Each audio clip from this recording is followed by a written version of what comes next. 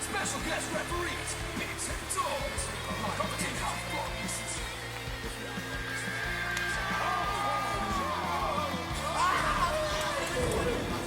He gets hurt from a flip-flop fight.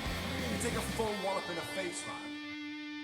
Good morning, good afternoon, good evening. Whatever time frame you are, we are The Real Wrestling Show. Dash blog. And we're The Real Wrestling Show for The Real Wrestling Show. AEW. A wrestling show done by real wrestling fans for real wrestling fans. Yeah, you may have noticed we've had a new entrance, new intro. So big up Ripper Media. Let us know your thoughts on that. I mean, I'm thoroughly happy with it. So big up Ripper Media on that. I love it. Very, very big. Thank you very much, mate. Can't fault it at all. So very cool. Very cool. Very, very cool. As usual, we're going to talk Dark, Dynamite from AEW's flagship shows, and we're going to talk the news and rumours. So kicking it off, we had quite a few matches on Dark this week. Super Edition. Super Edition. Well, they class it as a double show this week.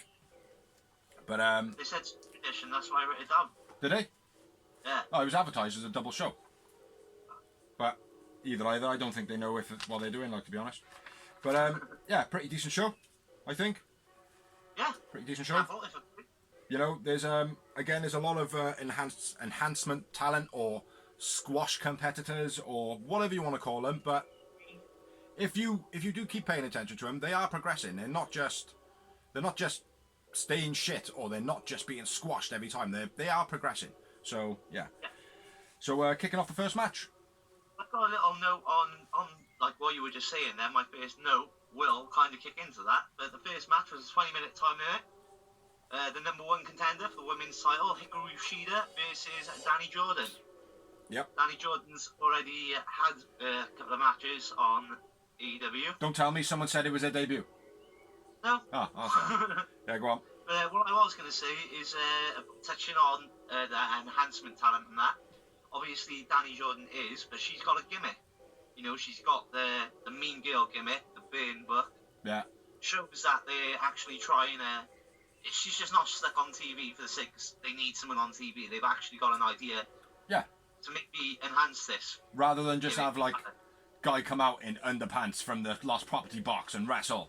Do you know what I mean? Rather than that, they're allowing them to have a bit of a gimmick. I felt they all did. They all did in this show. I think they all shined a little bit better. Yeah. Shida, there's a weak backbreaker. Doesn't look very. Mm-hmm. Kind of looks like you're doing it on child rather than a wrestling match. You know what I mean? Yeah. She puts it down a bit soft for my liking. Running knee to face on the ring apron. Knee to face on the outside. Yeah, man. Nice DDT for Jordan off the ropes, but looked very dangerous. Looked very dangerous. Yeah. It was very unique, but looked a bit. I don't want to say botchy, but looked a bit botchy. There was a lot of mistimed or moves that didn't quite look right, but it worked out well. Yeah. And also a lot of injuries over the last couple of shows as well, which we can talk about. Yes. Some of them worse than others, Marcus. Yes. Nice big knee in the corner from Shida. Nice drop kick. Danny Jordan's German suplex, man. That was beast. Yeah. Executed that really well. Really, really well. Yeah. And then I got Shida knee to the back of the head, which he's doing very frequently now. Yeah, she got a 2 count after that, goes to the pin, gets a 2 count. Yep. And then Shida Falcon out finish. Yeah. I thought it was a decent match. I thought, good. Danny Jordan doesn't look too green. Yeah. She's got She's got a good look to her. She's got a different figure. She looks like a real woman. She reminds me of what's her name from Impact. Jordan Grace. Jordan Grace. Yeah. I like Jordan Grace. See, I think that look in a wrestler is a solid base. Do you know what I mean? I could imagine her fighting anybody. You know? Yeah. That type of, This is why what we were talking about with Impact. Like, you've got Tessa Blanchard as the world champion and Georgia Grace as the women's champion. Tessa Makes Blanchard? no sense, like. Yeah. No, exactly. Like, I had Shida man of the match. Yep, she did the man of the match for me. And I had 2 Yowie Wowie moments. 2 for me. Did you notice she did halfway through the match as well, jump in the camera and go, "Stay home, stay safe, I'll do the fighting." Yeah, thought that was quite cute. Yeah. Anything she cute though, isn't it? Yeah. Yeah, you've seen that stuff I sent you, yeah? Yeah. After the match, she did offered the handshake to Danny Jordan, which I thought again was pretty cool because it was quite a heated match. So yeah, she the man of the match, 2 moments. Moving on. Next we had a debutante. Being, well, I think it's a debutante. I don't remember seeing Clutch Adams before, but it was Clutch Adams versus QT Marshall in a wrestling match. 20-minute time limit. 20-minute time limit, yeah. Clutch Adams' debut, I think. I agree, and commentary said as well, so. Okay. I don't listen to the commentary anymore because they talk out of their arse. Sometimes. Yeah, well, did you pick up? There was a massive flaw in one of these. I'm gonna laugh. I'll laugh about it. I know about it later. But in this match or a different one? In this match or a different one? No, in the last match of that, I think it is. Okay. Yeah, and I quite liked how I quite liked the look of Clutch Adams, and I did have a look at him before this show. Now, in his matches online, he wasn't anything special, but he could move. Do you know what I mean? Like, he could fall and stuff like that. But I really like the way he started this off, like, proper cocky, you know, trying to be like, well, yeah, I'm bigger than what I am. Like, I like, and he kept it all the way through the match, do you know what I mean? Like, and it didn't seem as though he was too arrogant, you know? Yeah. So hopefully they've got themselves another, like, beginner that can be kind of owned, sort of thing, but with a mouth on him, do you know what I mean? Not long, like. Yeah, they need more mouthpieces, I think. But yeah, very, very cool, like. Yeah, Paul. Nice suplex by QT. I was just gonna say that. Crossbody lift into the suplex, yeah. That was fat, that was. Just before that, Clutch Adams was in the corner, man, stomping QT. And again, like, he started out looking real good, like, stomping him. And then when it come to the end, then, it was like when he come to the end of the stomping of it, he just stopped. He was kicking him, but he wasn't touching him. He was, like, that far away from him each time, and it just looked real sloppy, like, you know. Kitchen sink from Clutch Adams. I think he did that well as well. Real nice. Yeah, done real well. The kitchen sink is a move. When it's done right, it looks amazing. It's just a simple move. It looks like you've clashed your face together and your teeth have come out, doesn't it? Yeah. Clutch Adams working QT's injury, working on the web, his ribs very well. You know? Yeah. And again, that goes along with the cockiness, like, oh, I can see you've got an injury, I'm going to take advantage, like, you know? QT nice flat. Drop on the outside by QT. Just going to say that then. Beast of a clothesline, back in by QT. Yeah. And then I got backbreaker into flatline and nice by QT. Yeah. Lovely cut to finish. Huh? The finito. And then the finito, yeah. Again, I thought it was a pretty decent match, this one. Clutch Adams really impressed me in this, I gotta be fair. I liked the demeanour, I liked his moves, what he did manage to get out. You know, he looked half safe compared to some, you know, but with that edge, you know, he was good. I'm very impressed with all the enhancement talents. I think they're doing very well considering they've been thrown in. Because let's be fair, they weren't like they had months of preparation or whatever. It's just like, right then, guys, we're in the shit. We need you on TV yeah, do you want to be on TV? Oh, yes, please, sir. Yeah. Well, I went with Clutch Adams for the man of the match. Well, we didn't say, but QT won with a cutter. My bad. Oh yeah, I did. There's many cutters in the show, which is pissing me right off. It was a good one though. Real nice. It was a good one. Yeah, real nice. But it's a scoop stand now. It's what? AEW cutter. Yeah, I know. There was some impressive ones though tonight. There were some good ones. Yeah. But yeah, Clutch Adams man of the match. Really? Yeah. I went with QT man of the match, and I had one Yowie Wowie moment. I had 3. No, he did. He really impressed me in that. So moving on to the next one. On to the next one. On to the next. One. 20-minute time limit. And it was Jason Cade versus T. Marco Stunt. And beer. Tabia. Or not Tabia. Yeah, Jason Cade's wrestled a couple of times before. Yeah. You wouldn't have fucking thought it. Honestly. I think in this match, I don't know what happened. They were hitting each other too hard. I think it got a little... Crippled with the size of Marco Stunt in every aspect. Yeah. Yeah, he was kind of looking at him, maybe he had like an extra 50 pounds on him or something like. Yeah. Yeah, he doesn't, Mr. Cade. But, Marco Stunt starts off typically with his scrappy-dappy-doo style of attack, just running and... trying to get in the ring first. Yeah. Couldn't get over the top, couldn't get over the middle, went underneath. That was funny. Nice drop kick through the ropes. Jason Cade calling for time. Oh my god, I'm being attacked by Scrappy Doo! Nice diving elbow drop off the top rope by Marco. Yeah. Like at this point now, I thought JC was hitting hard, man. Jason Cade. I thought he was really hitting hard. You know? Yeah. Because my next note, mate, is... That's my next note. Which Back on then, bro. I've written Jason Cade absolutely destroyed Marco with an elbow to his nose. So much force, bro. So much. Fuck. I was expecting his eye socket to be gone, his nose to be gone. Do you know what I mean? Like, honest to God, I thought half his face was going to be destroyed with that. Yeah. It was fucking brutal. Wiped him out big time. But he just had a trickly blood. A potato. Yeah. But he had a little bit of blood down his nose and that was about it. I was well surprised, man. Yeah. Yeah, hell of a knee from Jason Cade.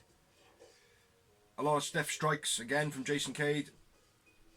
Beast of a DDT. Beast of a DDT by Jason Cade. Yeah. The Poison Armor by Marco Stunt. That was sick. Yeah. That was sick. Much better than who was it that they did the other day? Oh, who landed on their head? Someone, I think it was Orange or someone. Yeah. No. They fucked it. Statlander. Statlander had it done to it, didn't they? What's that? Sick Poison Armor, Marco Stunt. The Hurricanrana, Marco Stunt. There's a flip Hurricanrana off the top rope. Yeah. Then throws it, like flicks into the outside of the ring, and then he does a top rope suicide dive to the outside. Ah, right, okay. That must be what it is then. Border toss from Marco Stunt. Even though he didn't fall from a great height. I call it a razor's edge, Brett. It was a razor's edge. I like the Hernandez style of it, man. I like that throwaway bit, like, do you know what I mean? But it probably was more of a razor's edge this time. Big 450 from the little man. And that was it. That's all he wrote. Yeah. Marco Stunt wins the match. Marco Stunt man of the match. Yeah. He had 2 yowie wowie moments. I had 4. Nice. In this one. Yeah, very hard hitting match. Say again, sorry? 3 of them was elbow to face though. Yeah, mate, there was just some big spots in it. It's like, I found myself as well this week marking down things that made me laugh hard.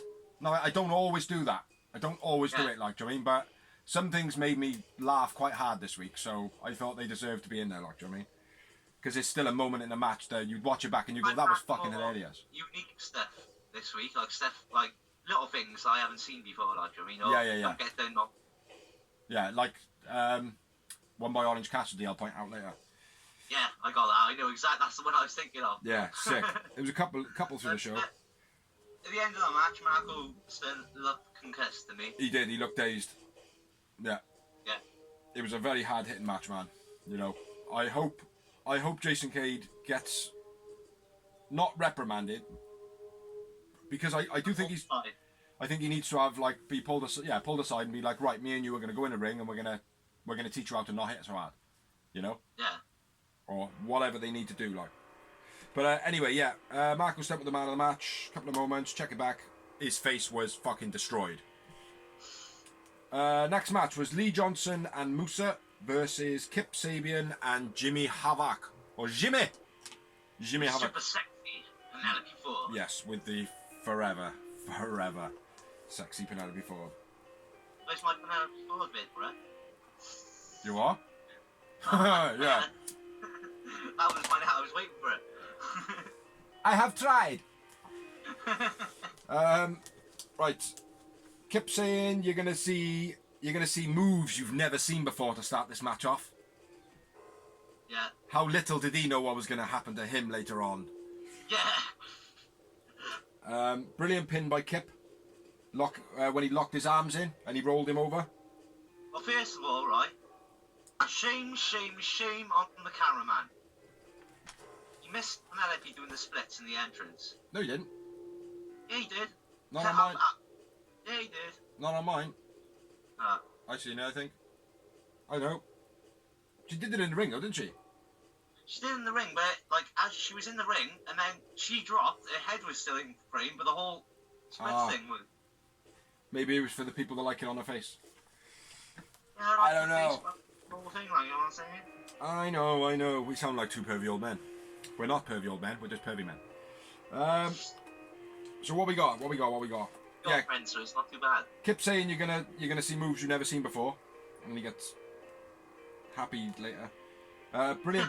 Brilliant pin by Kip, locking his arms in and then rolling up Lee Johnson. Where it was a little bit like slightly like Orange Cassidy's Freshly Squeezed. Yeah. But not like Orange is just straight. That was quite nice. Who the hell is JH? Jimmy Havoc. That's who that is. Jimmy Havoc pounding Johnson and then apologising to the ref and then doing it again and apologising to the ref. That was cool. Very cool. Cheap shot by Jimmy Havoc after he shook the hand, as he does. Yeah. Shook the hand and then boosh and then laughed to Kip about it. With me nice release set fisherman suplex by Jimmy. That was beast. Yeah. That was proper set fair play. Do you notice Kip when they were running the ring as well? I'm not sure who it was, but Kip, he didn't jump high enough and almost fell over. Yeah, tripped over on the leapfrog. Yeah. Fucking idiot. It's things like that that let him down, like, do you know what I mean? And maybe all the flamboyancy as well. Say again. As we said, like, recover well. Like, he did recover well in this one, I thought. He did. Yeah, I think I put that up here now. Recovered well. Yes. I didn't put anything else, but I just put recovered well. Recovered well and put it into a drop kick. Ah, right, okay, yeah. I put stiff drop kick. Then Kip gouges Moose's eyes to get an advantage. Kip and Jimmy Havoc. Working well together. Yeah. Work real well together, man. I poke double team from Jimmy Havoc and Kip Sabian. The whole. Yeah. I caught it this week. And then this part where they got him in the corner, and Jimmy Havoc's like. Yeah. And he goes like that, and then Kip just boots him in the back of the head. Yeah, that's when he puts his fingers up like that. To poke him. Yeah, very cool. Nasty looking knee strike from Kip Sabian to Musa. Yeah. That was a beast, that was, the rising knee strike. Havoc biting Musa's ear. As Havoc does, because Havoc's a fucking animal. He is quality. That's someone I should have mentioned. Elbow to Kip's face by Musa. Accident. Or when it happened, I thought, oh, that's fucking nothing. He's playing, like, do you know what I mean? But yeah, then Kip Sabian was asleep. Yeah. He was sleeping on the ring. There's one point where Johnson goes to baseball slide drop kick him. And he don't even react at all. He doesn't react at all because he's out cold. He's out cold, man, in this match. And I think the elbow he took, it was either like a strike like that or it was a boom on the top. I can't quite remember which it was, but yeah, fucking brutal. But he was out. Brutal the fact that he was out. But it just looked like part of the show. Like, it looked like he just kind of took it and it was like, oh, okay. But then, yeah. 1990, Kippy. Kip Sabian won a Kip. What's that? Some of the worst injuries and matches have happened like that. Yeah, like Triple H, when he tore his quadricep, all he did was like clothesline and fell over. It looked normal, like. Yeah. Well, hopefully, mate, you don't suffer any, long-lasting, concussion. Yeah. It'd be terrible if his missus dumped him, right?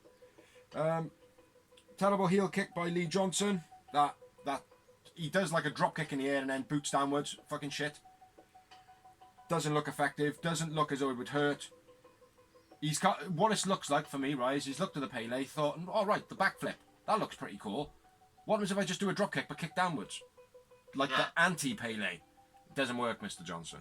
Doesn't work. No. And then the big acid rainmaker, and whatever Jimmy Havoc's deadly fucking DDT's called.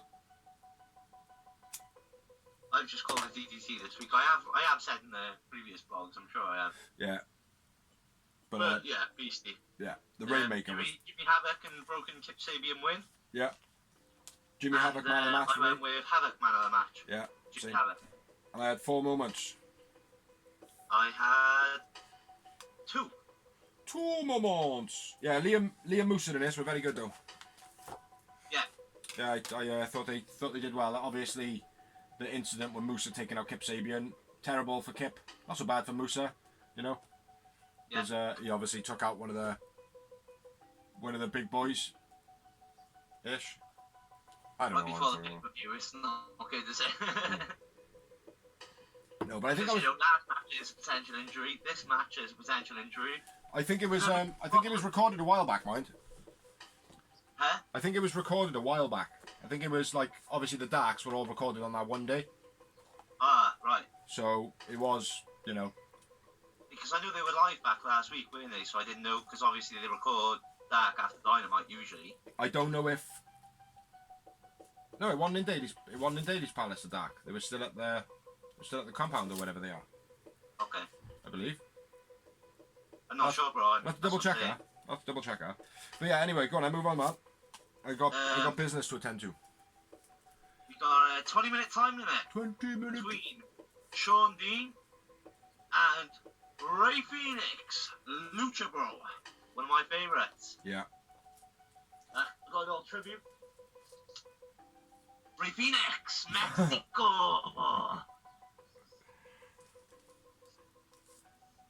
You know he's from Chile, don't you? Is he? No. Yeah, I think so. Mexican. Yeah, Dean seemed a bit sloppy to start with the wrist locks. He didn't seem as though he could get a headlock on. Yeah. Big running knee into Phoenix in a corner. Sean Dean overshoots the dive on the outside. One thing you shot past right at the beginning, Ray Phoenix had a beastie pyro entrance. I don't know if you noticed. Yeah, because he was back for the first time. I did notice it. I just beastie. Yeah. Proper good like. Yeah. Phoenix Spider-Man on the rope into a hook kick. That was sick. Yeah, I was late on him, wasn't I? Yeah, so you better crack on in front of me then, bro. Yes. Yeah, Sean Dean's dive out the ring. Yeah. What do you think of it? Fucking well overdived, mate. What's that? I haven't written it down, so... Well, he well overdived it. You almost missed him. I'm surprised at that. Is that the one where he almost misses him and like kicks the rail? Yeah. Yeah.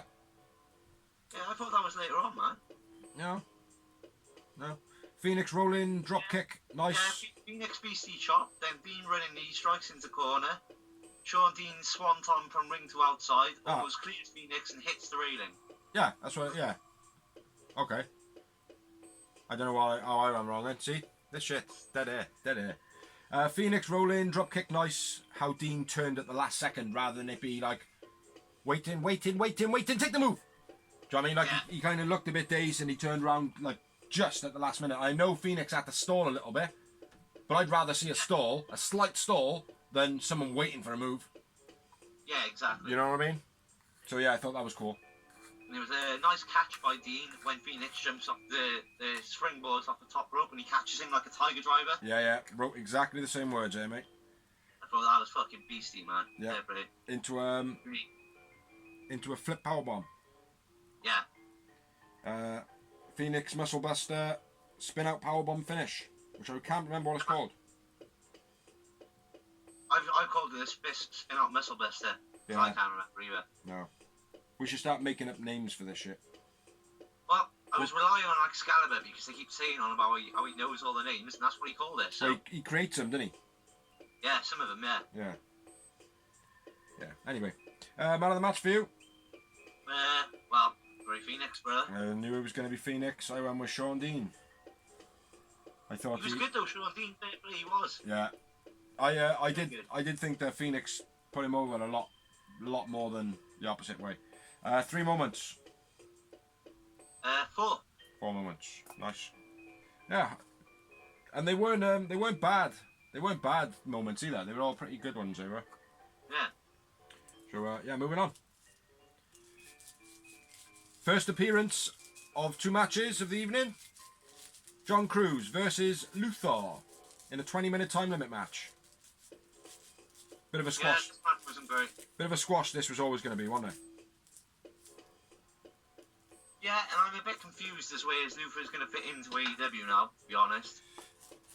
Yeah, he doesn't. There doesn't seem to be much in tales of storylines or people who could give him a good storyline. Like it's like you got Jimmy Havoc. Do I need to go on? Exactly. You know, there isn't. Maybe Joey Janela, but like I don't see a long term. Yeah, Joey Janela could be one, but he seems to be of this like undead shit. Yeah. You know, I call this shit just not labeling it as bad, but you know that type of thing. It's like if they had like Rosemary there as well, who's been doing that for a long time. I think it would give it a bit of credibility, and a bit of that kind element to it. Like, do you know what I mean? Like, but he's just. I feel like they brought him in for the Nightmare thing, and that would have been perfect. But since that's gone tits up, now they've got his talent that they're not going to know what to do with. Mm-hmm. Yeah. Well, hopefully, because I quite like Luther. Hopefully they find something for him to do. Yeah, me too. I just don't. I'm a bit confused what they're going to do with him, and I can't really see myself getting behind him. Yeah. Because there's not going to be nothing to push him. Yeah. Yeah. Yeah. Anyway, Need to Face followed by... Need to Face! Say that again. Need to Face! Go on. Need to Face! No, I heard that. What were you saying now? Followed by Thumb Kick by Luther. Yeah. Then a Beastie Clothesline by Luther. I'm looking through my notes like I've got all this written down. I've got none of it. But go on. Luther slams Cruz into the railings. Backbreaker submission by Luther. Yeah. Do you see John Cruz trying to scoop Luther? Wasn't going to happen. That was just never going to happen. Not in a million years. Luther a flip cutter slam. That was like when he had him in a baby cradle and then hit him with a side suplex type thing. Yeah. That was beast, mate. That was beast. Yeah. Like that. And then Luther with the Boston Crab face gouge. It's a camel clutch, bro. Oh yeah. Camel clutch, my bad. Camel clutch eye rig. Yeah. But again, where's that going to be believable? Like in long term though, in it, like, do you know what I mean? Like that kind of gouging and shit. I don't know. Yeah, so Luther wins the match. My man of the match was Luther. It was a bit of a squash. Yeah. Luther. Yeah. And I had 2 moments. I had 0. 0. Really wasn't feeling that win. But yeah, John Cruz didn't do much in this. Yeah. He looked okay in the ring, but nothing spectacular. Yeah. So moving on, next match was a tag team match, and it was Ryan Rembrandt and Mike Reed, not to be mistaken with Frank Butcher, versus Private Party. Private Party! Party! Now my first note is, even their entrance is boring and flat. They are so fucking stale. Yeah, it is unreal. I'm on board with you completely, yeah, mate. It's like I was just like, even when it was announced, I was like, ugh. Yeah, it was like, oh my god. Yeah, I was more looking forward to seeing Ryan Rembrandt and Mike Reed, to be honest. Yeah. Honest to God, mate, I think they've walked their rope for a while. They need to grow. They need to progress, man. Yeah, I mean, right at the beginning, the double teams they were doing, terrible, slow, sloppy, botchy, boring. Yeah. Shit. Like the part where he was bouncing on the ropes and he was holding, like Mark Quinn was holding Isaac's hand. It's like, what are you doing? Like, half the time he wasn't even bouncing on the ropes, they were just walking around holding hands, like. It just didn't make any sense, like. Nice Northern Lights by Rembrandt. Yeah, was just going to say that. Russian leg sweet clothesline by Reed. Yeah, just going to say that. I think he's done that the other week, was sick. Terrible. All of Mark Quinn's stuff. No need with the big entrance into the ring for a start. Where when he come out, when he got tagged in and he like jumped and did a cartwheel on the top rope, it's like there's no need in it. Yeah. And then he went on to not do anything, and he fucked up the next two moves. And then he did do a nice Isaac did a nice float over stunner. Yeah. That was very fluent, man. That was very smooth, like, do you know what I mean? I did. Absolute terrible. No, I disagreed, bro. I disagreed. What, with the stunner? Well, the Matt and knee strike combo by the newbies was good. I'd put in weak double team stunner by Private Party. I thought it was real good, just the stunner part, not the rest of it, just the stunner part. Only, yeah, like, the actual stunner looked nice, but the lead into it was so... All I'm talking about is when he made the jump over. Do you know like a sunset flip? Yeah. When they run the ropes and they do a sunset flip and they go over and there's sometimes you'll see them go over and their feet slam and then they like pull them down, but sometimes they go over and the move is so fluent.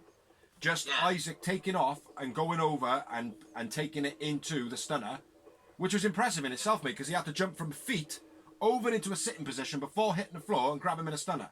That's impressive. I don't care what anyone says. Weak, so... Well, you're fucking weak. At the time, I thought it was weak. You're weak. Fucking weak. Yeah. Terrible silly string. Nice face buster by Cassidy. Cassidy? Yeah. Cassidy's not in this. Oh, yeah. Yes, he is. Yeah, go on. Yeah. Swanton Bomb by Cassidy. Decent. See, you haven't addressed the silly string. What about the silly string? He completely fucks it up, man. Completely. See? Yeah. And when he comes over in the silly string and goes to, I think he's grabbed Mike Reed, he's all fucking cack-handed and shit, man. Fucking terrible, mate. They need to have time off. Honestly, they need to learn. They need to learn how to look bigger. Like we said this before, I feel like they're a lot of wrestlers fall into this where they're living off what they've done already, which is a lot. Yeah, you beat the Young Bucks, you've got that big push. Now you've got to take the ball and run with it, and they're not. Their stuff on BTE, right? Their little cameo video, like their cameo short film they're making. I'm more intrigued by that than their wrestling at the moment. Well, like I said, I was kind of like, as soon as they put them up, it just feels every match I watch with them is declining. Yeah. There's no improvement, it's just getting worse each time. Like, not even worse, maybe predictable. I because think a lot of this will be to do with the fact that they're fighting newbies, let's not forget. Yeah. So, and the they've shows got to have style to work with all their flips and their moves and the way it's supposed to be. Yeah, I'm not enjoying them at all. Not at all. But no, I'm on board with you. Like, and the problem is, like I said, the Street Profits is so much better, and they're so similar. There's always one standout one in a tag team they'll make that end up being like this. And for me, he was the man of the match, and it was Mark Quinn. Well, I went with Ryan Rembrandt, man of the match. Tidy. And I had 3 moments. 2 of them were botches. 0. Well, you didn't even mark the botches? Nope. They were terrible botches, mate. 2 of them. 2 of my moments in this were 2 botches. So, yeah. Swanton finished by Isaac Cassidy.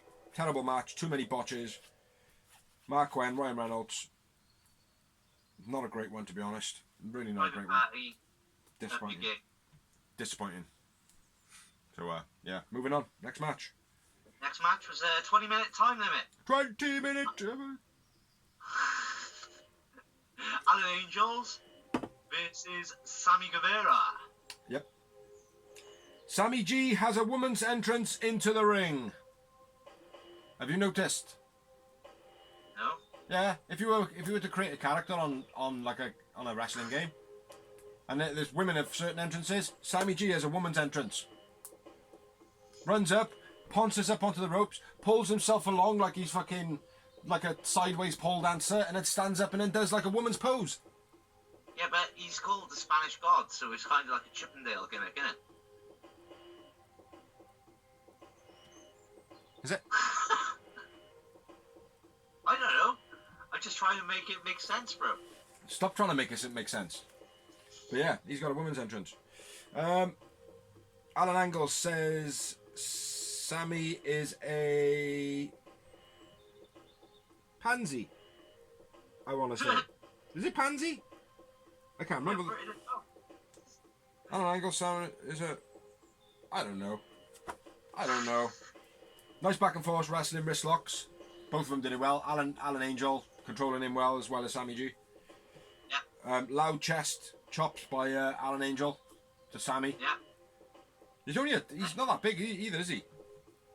No, he's not. But he's got a right. I think we said this before. He looks a bit like the builder Stu Grayson. He does, yeah.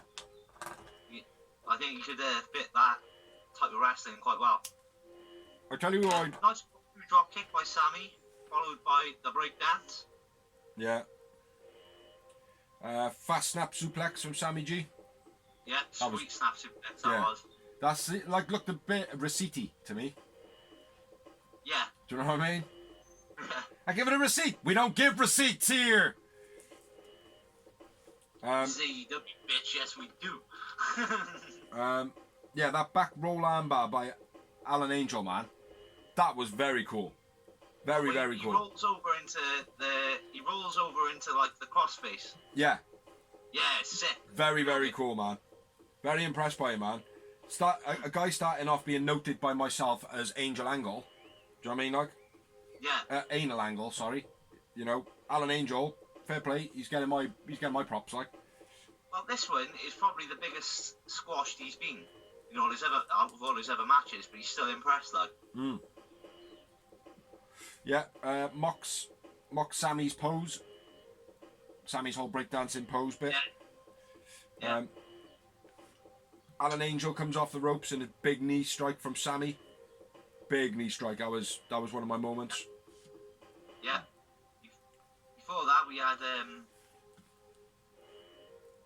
Sammy does something. Angel's converted into crucifix pin. No, that's just after for me. I got I got a Sammy kicking a bottom rope into the neck of Alan Angel. Thought that was pretty cool as well. Looked quite impressive. You know, Alan Angel's being a slight guy, booting a rope makes him react a bit better than a big guy would do, you know what I mean? Yeah, and then I've got what you said then, which was Sammy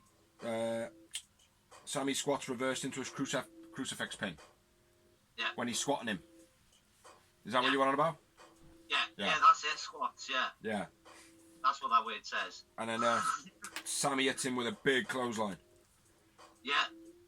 And then Sammy's delayed vertical suplex was fucking brilliant. It was on point. It reminded me of the British Bulldog guy. He did look like his face was smooshed up though. A little bit. But the actual way he done it, it just reminded me of the British Bulldog. Like, I mean, it was so on point. Fair play to him. That was perfect. I appreciate it when the simplest moves are done perfectly. Like, I mean. What else we got? Sammy setting up for a corner move. He's setting up for corner moves. Jumps down. Oh yeah. When he goes up to do his 630. Yeah. And then he just jumps down but he gets reversed. Or tries to slap him. Yeah, and then he gets reversed. That was pretty cool. And again, mate, I've noted it down because I tell you what, right? It's not his best move, but I call it the inertia dropkick. Because inertia is when you're just moving from the last motion you did without any more energy put into it. Now, how he steps through the rope onto the bottom rope with one foot, and then gets that much drive into that dropkick, mate, it fucking astounds me. Yeah, absolutely astounds me. I thoroughly enjoyed that. I got that such a beautiful move. I've been saying it, mate, every single week, man, and he's just got better and better at it. So fluent, man. So yeah, big up Alan Angel for that. And then the GTH for the finish of the match by Sammy. Go to hospital. There's a nice hook kick as well by Angels before that. Yeah. Yeah, misdirection knee strike, which I think Sammy's doing well. Yeah. To set up the finish. Yeah. Which you said. Go to hospital. So Sammy hits the win, and I've gone with Sammy man of the match. I went with Alan Angels in this. He thoroughly impressed me. Yeah, Yeah, very good, very good. I'm not slagging him off at all. I've noticed a bit of a pattern coming for me though, man. It seems to be the outsiders to get the man of the match, like.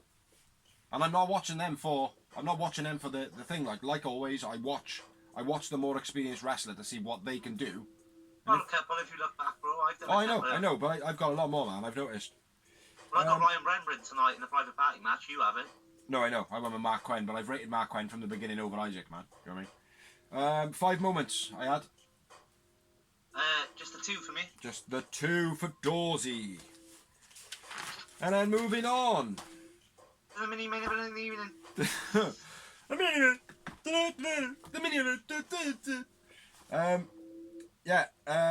The match was a 20-minute time limit, and it was not making his debut, Serpentico versus Darby Allin.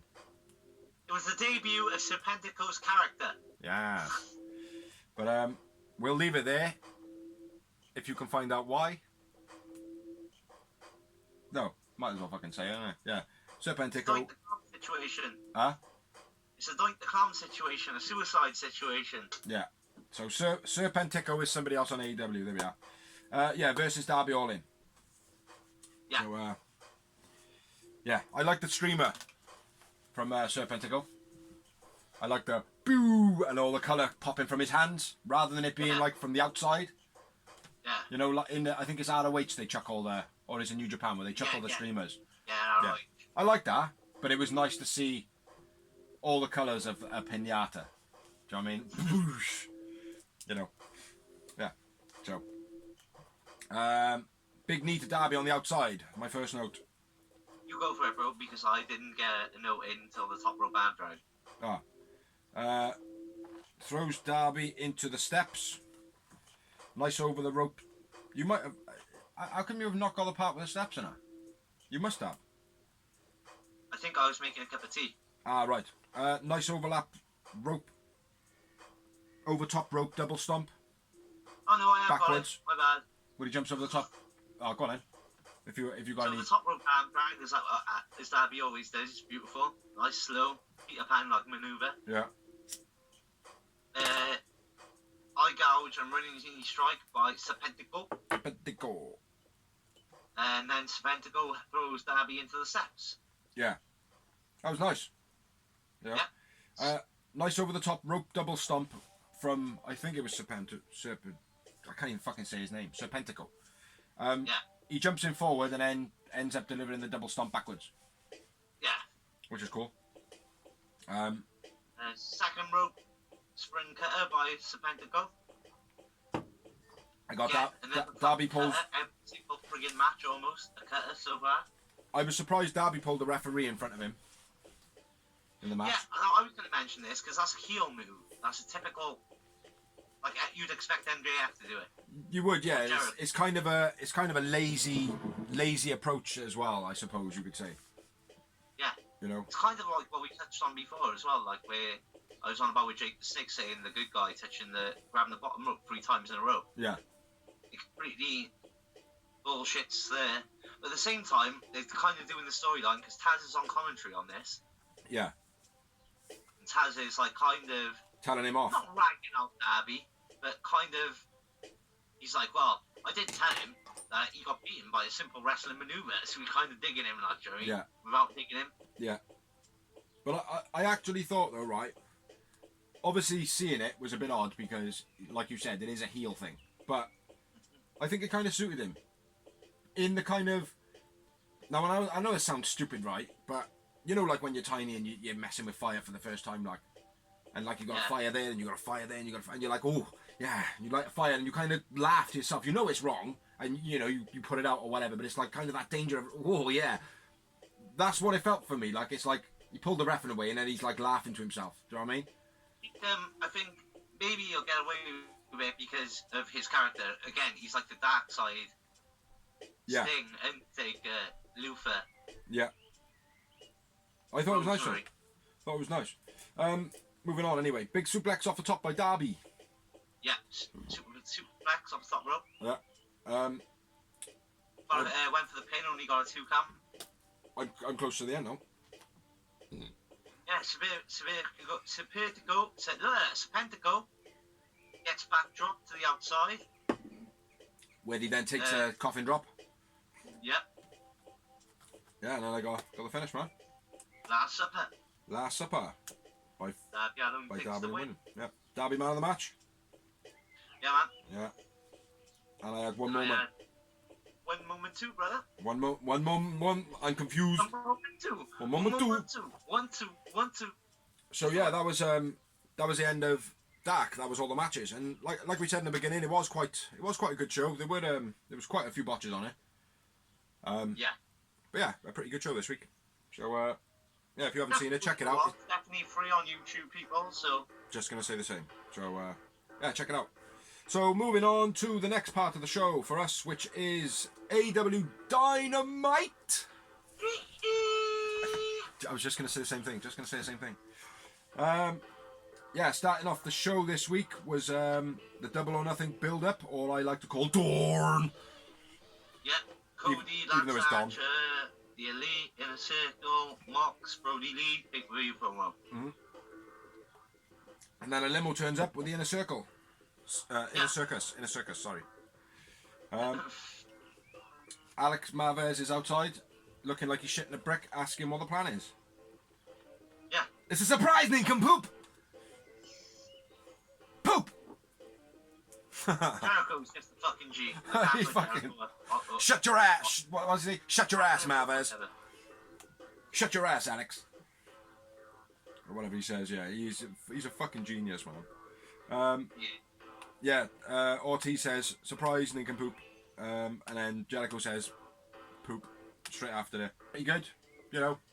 Maybe a good two minutes, something like that. It was a good video. And then it pans to the crowd, and Proud and Powerful and Big Swole are wearing Shad Gaspar bands. Which I'm surprised more people weren't.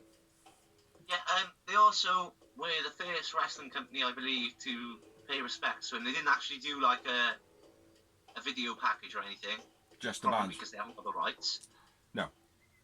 But the thing is... I did mention on commentary during one of the matches, RIP to check out our wishes with the family. It is difficult, considering, yes, the wrestlers had affiliation with Shad Gaspar, you know. Yeah, they did, because obviously he hired him. Still, but my point being, the company didn't really have any association. There was no, it would be nice for him to say, rest in peace, Shad Gaspar, and hopefully they'll do it next week or on the pay-per-view, maybe just at the beginning, It is official now, do you know what I mean? But it's not, I think it's a little bit, I think it's a little bit wrong for a company that hasn't really associated with, it'd be like... I don't think so, because wrestling is wrestling, isn't it? You appreciate, wrestling is wrestling, whether... I get that. It doesn't matter what it is, you respect. I get that, but I don't think it needs to be anything big, nothing like that, no like shenanigans, just, Like I said, Jay mentioned it, and I think that's all that'll be done. And I think that's all AEW needs to do. Yeah. I think WWE needs to do a proper tribute. Yes, definitely. Because that's where their affiliation is, mainly.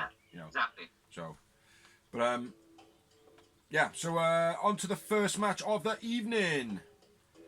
Which was... which was probably unfortunately, one of the weaker matches. Yeah. To open it, but it was a storyline. I was going to say it was all storytelling, wasn't it? Yeah, it was building for the pay-per-view match rather than having that classic opener. Yeah. But you got John Moxley opening your show. Why aren't you watching it? Yeah. You know what I mean? Yeah, exactly.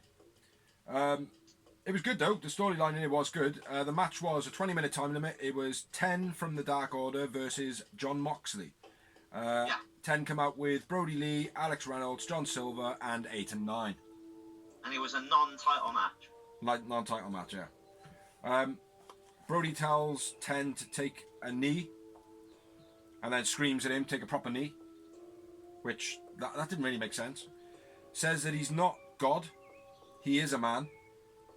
Says 10 is a high knight of the Dark Order, and he must now hurt Mox for him. That was a quick version of it. Yeah. But yeah, he basically said that he wears pants too. And stuff. stumbled on that bit as well. I went pants too. Yeah.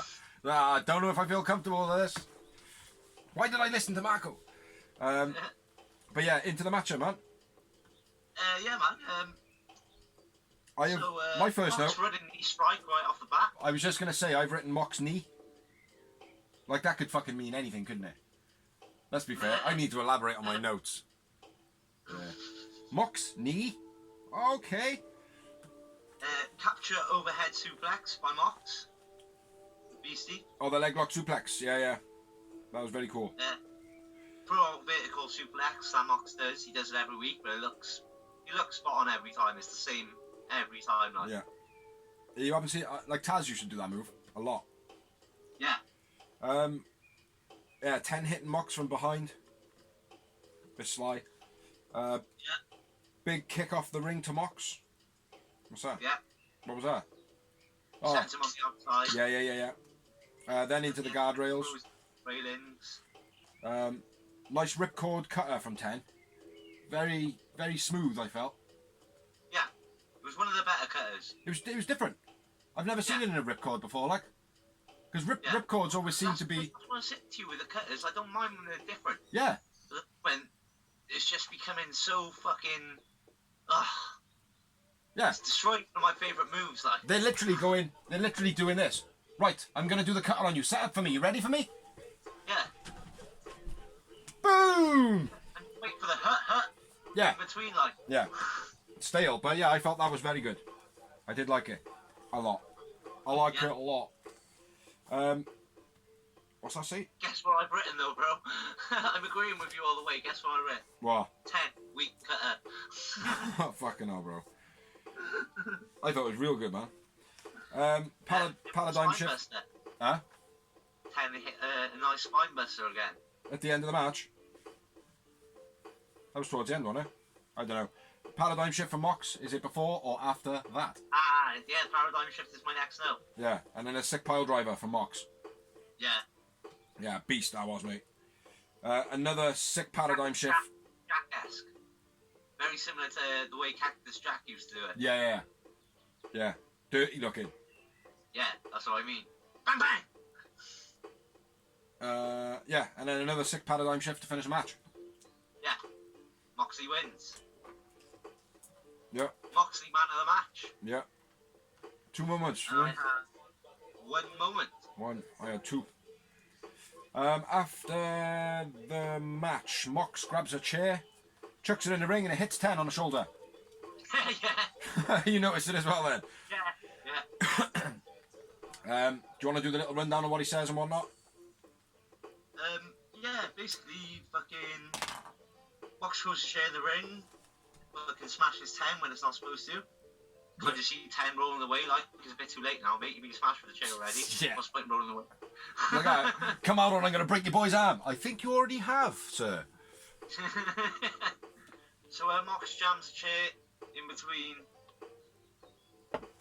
Basically, the way he would do for a concerto, but in his arm. Yeah. And threatens to break 10's arm unless he gets out and brings his belt back. Yeah, and fair play to Brody Lee. He just leaves him to the Wolves. I knew that was going to happen, bro. Yeah, of course. He was going to go, yeah, what? I just told him that he's going to hurt him. He's failed. Yeah. What do you think his punishment is? Which is all about the Dark Order as well, like, do you know what I mean? Yeah, exactly. Because, like, Brody Lee shouldn't have to punish him now, because he's been punished. Do you know what I mean? So Brody Lee should say to him, no, you've taken your punishment. Your arm is broke. Do you know what I mean? Exactly. Get back in ranks, like. But you're losing your high knightship. Moxley smashes him. The storyline breaks his arm. We don't know. Yeah. Probably not. Probably not, no. Because it was a padded chair. Yeah. Basically, that's it. Yep. That is all she wrote. I'm liking the way they've used 10. You know, again, enhancement talent. And I think it's working out well. I think the mask suits him with his eyes. I know that sounds weird, like, but he's got quite piercing eyes, like, so when you look at him, it's kind of like, he just looks, I don't know, looks a bit Darby Allin, like, do you know what I mean? Yeah. But yeah, like I said, I like the way they've utilised him and made him part of the show, and I think it's working out well. Yeah. But yeah, we always rate the beginning of the show. I think it had a lot of energy. The match wasn't great to start, but I think the storyline behind it, and it was like Brody Lee was quite captivating, and I think it had a lot of energy. You know. I think exactly. I think, bro, it wasn't like normally, as we say, they just start off with a fucking banger out the gates, like Yeah. high flying or hardcore, whatever it is. Yeah. Statement. Yeah, but this one wasn't about that, but it was about the story, and I said that right before we even said, like, literally right at the beginning, like, it was about the pay-per-view, about building it, that main event. Yeah, that's it, and I think it did it really well, like, so. Considering it's a short storyline as well, this just literally blew up quick. It was like, what? Yeah. Give me a title shot. Oh, all you have to do is ask, do you know what I mean? And that was it. Boom. That's it, like, so. So, moving on to the next match, another 20-minute time limit. I think they all are tonight, didn't they? All 20 minutes? They're all 20 minutes, except for the main event, which is TV time remaining. That's right. And this match was MJF with Wardlow versus Marco Stunt. Yeah. So obviously Marco Stunt wasn't injured or concussed, because he's back tonight. Yeah, it was... Dark was recorded a couple of weeks back, so... The paranoia virus, don't forget. MJF gives Marco a free hit, then pokes him in the eye, and then gives him a scoop slam. Yeah. And then picks him up off the floor straight away into a strangle choke, which I thought was fucking... I know it's Marco Stunt and he's only light, you know, but I always find it impressive when someone's picked up off the floor and lifted off their feet. Always. You know, Bobby Lashley used to do it real well. Right? We got kids and you can say it's easy, but it's not. It's not. It's not like... Marco Stunt, he may look like a child compared to these guys, but he's not. Well, talking about that, whose child is this? Whose child is this? Was MJF was shouting out, holding up Marco Stunt's arm, which again, pretty funny. And then he puts Marco's finger up his own nose and sticks it in his mouth, which was a bit dirty, to be honest. Yeah. Wardlow slide choke on the rope. Yep. Playing the bad guys really well in this match, like, I mean. And against Marco Stunt being so small as he is, it makes them look like bigger pricks than they actually are, like, I mean. Well, the way Wardlow done it was good as well, because he didn't put all his effort into it. He was just holding him down with one arm, like. Yeah. It was cool, like. Yeah. Doing the blue steel. Mhm. As he keeps doing for some reason. And Marco, top rope flip hurricanrana. That was beast. Yeah. That was sick, mate. So when he done a front flip into it, that is hard to do, man. It is, mate. Rey Mysterio-esque. Yeah. Yeah. Just before that, MJF was shouting to the crowd saying, I'm going to set an example, blah, blah, blah. You know, which is always better when a big beastly move like that's been done. It does hype it up a little bit more, and it's like, eat your words, you prick. You know? So yeah, the Frankensteiner, very good. Very cool. You said it was Frankensteiner, wasn't it? Yeah. No, hurricane. Was it? I thought it was front flip front Frankensteiner. Anyway. Could be either one. They're similar. MJF. Pretty much the same move. We change the names each week. MJF Paul running out the ring through the middle rope. He looked a bit, I don't know, shit. Marco's done pulling the middle rope down and him jumping through. Bit shit. Nice apron bit by Marco where he ran across the ring, slid, and MJF put him under the apron. Yeah. And MJF come down with a double axe handle. That was a nice bit. Worked well for Marco because he's so quick. Yeah. And because he disappeared under the apron because he's so short. Yeah. Yeah, exactly. MJF then thrown into the steel steps. Yeah. Marco's dive met with an elbow. Underhook vertical shoulder breaker by MJF. Yeah. Sick that is, mate. That's his finish. Yeah. That is his finish. Oh no, it's not his finish. No, the shoulder breaker into the armbar is the finish. Yeah. That's it. It's the whole move in one. Yeah, man. He doesn't release. It's like the spine buster is for the people's elbow, like, right? It's like a powerbomb pin. You know? Yeah, but you could have the sort of the if without it, couldn't you? It's just an armbar. Let's be fair. It is just an armbar, but it's like, okay, well, a German suplex is just a German suplex. It is not 3 German suplexes in one and then a pin. Yeah. You know what I mean? Yeah. So, anyway, yeah. So it was a shoulder breaker submission finish from MJF. Yeah, Yeah, man of the match for you? MJF. Me too. And 2 moments. 1. Don't swear at me, bro. And then after the match. After the match, we had MJF clocks Marco with a Dynamite ring. Mm-hmm. As Tony Schiavone says, Wardlow, the biggest ring bearer I know. Yeah, I laughed at that as well. And Jack's run down to make the save. Jax! Jurassic Express. Yeah. Now, I've got a problem in this. A bit of a big peeve now. It's happened a couple of weeks, and it shouldn't be happening, right? Wardlow, it keeps picking on the smallest one of the group, yeah?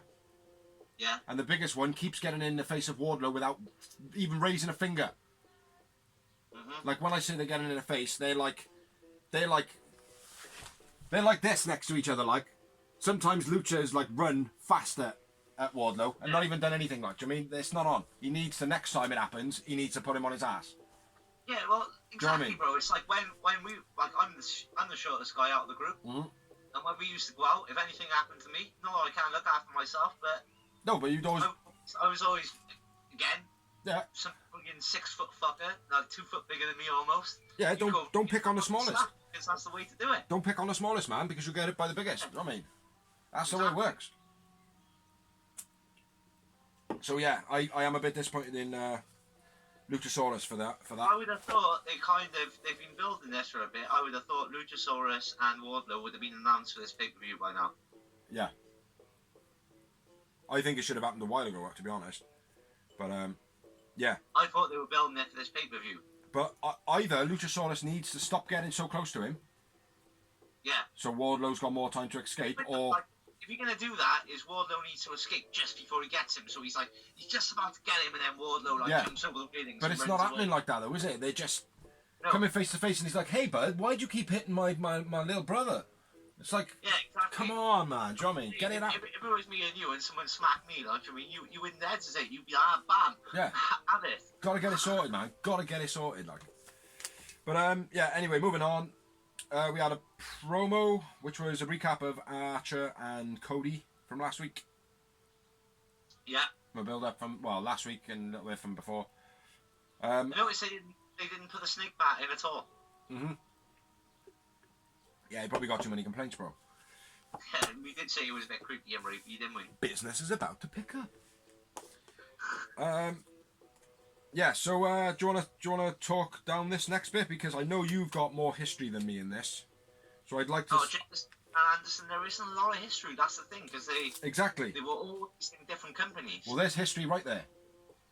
Boom. Like Arn Anderson was in WCW doing the Four Horsemen thing in WCW or NWA, NWA to WCW even, and then you had Jake the Snake in WWF at the time. Were they And not when in the same Jake the company Snake- together? Anytime Jake the Snake was in WCW, it was short stints, and he didn't really. When he was in WCW, it was at the point where he was mentally not there. Right. The drugs and all that were in control, not Jake the Snake. So he never really made it in WCW. He never really made an impact. He was just some guy that got thrown in Yeah. to put over vibes, basically. Okay. So he never really, him and Arn Anderson never really had a thing. I knew they didn't have. I knew they didn't have a thing. I knew they didn't have like a rivalry or anything like that. But I thought there might have been some sort of managerial, maybe tag partner kind of history. Do you know what I mean? Like something where. My recollection, bro, they never really crossed paths at all. No. There was 2 people that never been in the company at the same time. They've always gone. When one went to one, the other one happened to go to the other type thing. Yeah. Oh, okay. Like Kenny Omega and AJ Styles. They've never wrestled in a big company because they've always gone the other ways and shit or whatever. Yeah. See, because chat So this. that's what they were on about. That's why they were on about the dream match that never happened, because they were never really there. If you ever heard of Ric Flair in an interaction with Jake the Snake, what a dream match that would have been. Yeah. They were never there in the same companies. See, I don't know much. I don't know much about the old school stuff. But I thought all these guys were all in WWF or, you know, all at the same time, like, do you know what I mean? No. Ah, right, okay. Like Flair, bro. Ric Flair literally only wrestled for WWF for like 2 years. Yeah. Yeah, I know, he was more WCW and NWA. He was NWA and WCW. Yeah. Yeah, I know a bit about Ric Flair. But the Arn Andersons and stuff like that, you know, I don't know too much. They pretty much followed Ric Flair, and Ric Flair and WWE never wanted the Four Horsemen. Yeah. Right, we're getting off. Now we're just having a history lesson of the Four Horsemen now, man. Huh? I said now we're just having a history lesson of the Four Horsemen. Let's keep it to what we're doing, man. Yeah. Well, anyway, as far as I'm aware, as a historian wrestling fan, they never really crossed paths. Okay. They might have done on independents or smaller companies, but I don't know. As far as I'm aware. Well, they did state in this. That's why they were talking about dream match. Well, they stated in this that they had never. They said, Jake the Snake said, we have never fought before. That our paths had never crossed. So they definitely haven't, you know, in a fight. But he didn't say that they didn't have path, whatever. But yeah, do you want to talk this down then? Talk through this? Backstage path. Jesus Christ. What's that? Might have had backstage. Yeah. Shit, like. Do you want to talk this segment then, bro?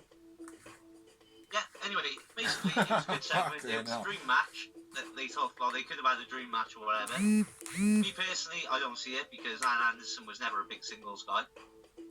He was always the main guy of the butch of the Horsemen.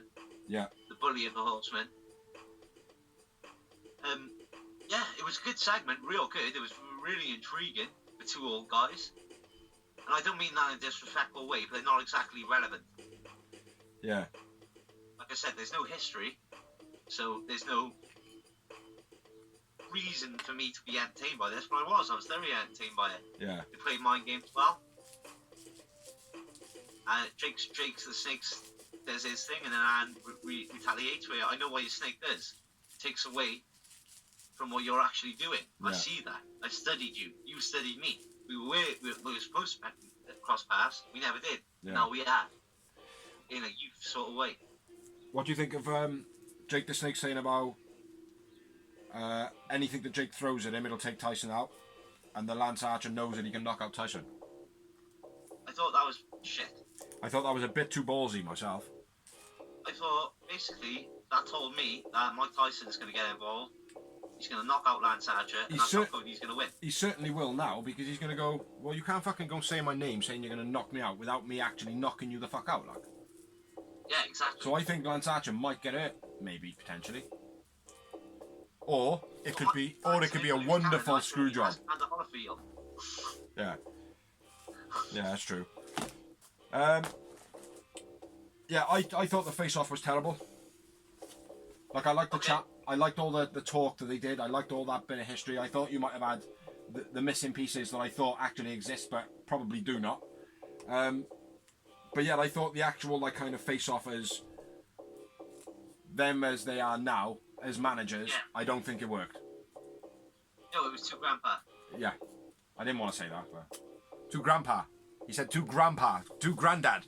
Too granddad. I don't mean to be rude, but at the end of the day, I didn't want it either. No. I said to the missus, I was like, I hope they don't, like, try and have... If they're going to have a scrap now, one of them Jake has to just dive over the table and go for it. Yeah. Like, do you know what I mean? And yeah. Even if it looks shit, we'll forgive it because we know they're all. And that's what would happen if real old people did fight. Yeah. But for them to just go...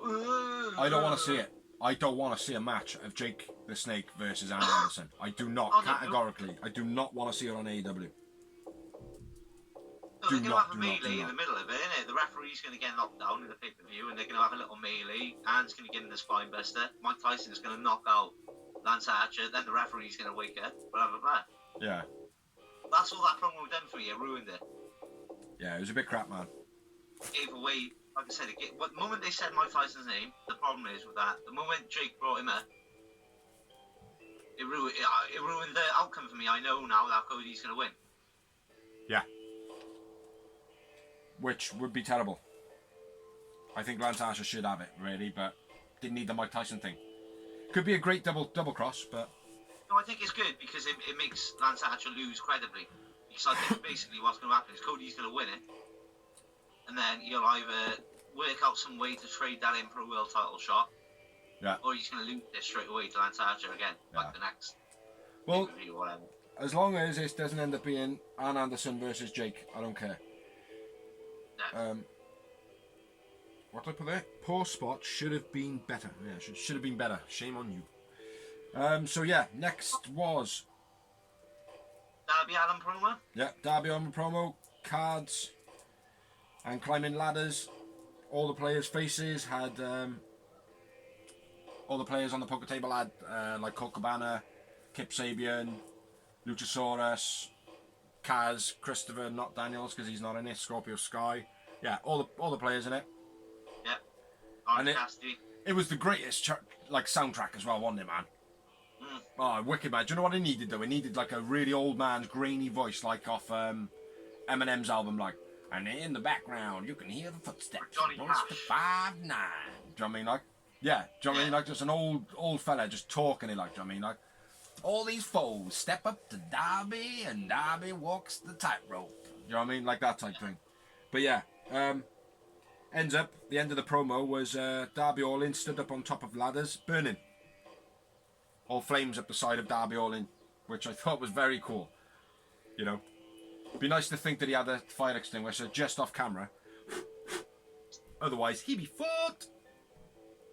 Or a swimming pool or something. But then we had another promo, which was Pac, which we haven't seen for a while. Pac the bastard Pac. Yes, Pac. I miss Pac. Well, he's looking like he might be on the reins of coming back. Hopefully the borders will open up soon. Yeah, so Pac was basically laughing in his house, saying that he had to stay in isolation one time before, but he ain't doing it again, and that he's not alone. And then Pac's alter ego pops up, looking like a twisted freak, like with his mask on, while Pac's dressed in a shirt. Looked very cool. And then saying that Orange Cassidy is a marked man. Yeah. Don't know why you picked on Orange Cassidy, mind. I suppose it's because of the whole best friends rivalry they had before they left, and the fact they're number one at the moment. So yeah. And Phoenix is about to have a match with him next. Yeah, and that as well. Yeah. Yeah, I suppose I forgot that. Should have researched. Which was a 20-minute time limit. And it was Orange Cassidy who comes out with best friends who then go back versus Rey Fenix, who comes out with a fly kick.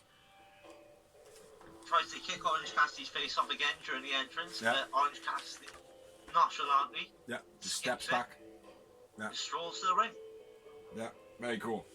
Very cool.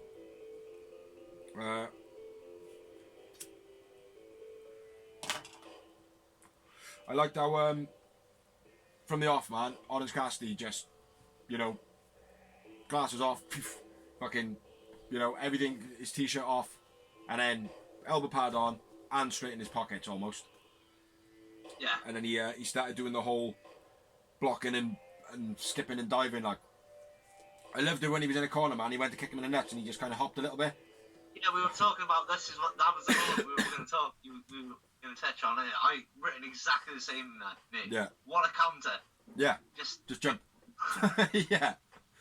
Simple as fuck, but it looked brilliant as well. Like on TV, like just looked cool as fuck. But like all the ways he was dodging him, like, do you know what I mean? Like, and then when he went for the, I think it was a drop kick he went for, or an enziguri, caught his leg with his hand still in his pocket, and then it managed to guillotine him into the corner.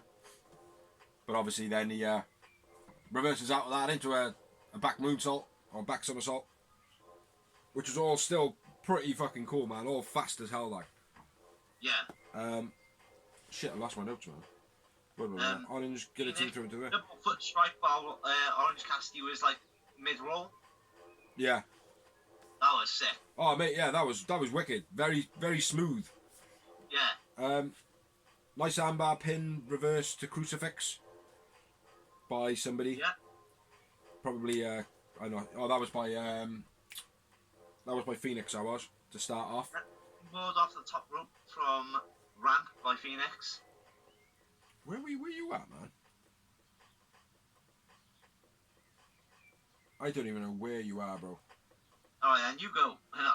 I'll catch it. This is why we need to fucking collaborate.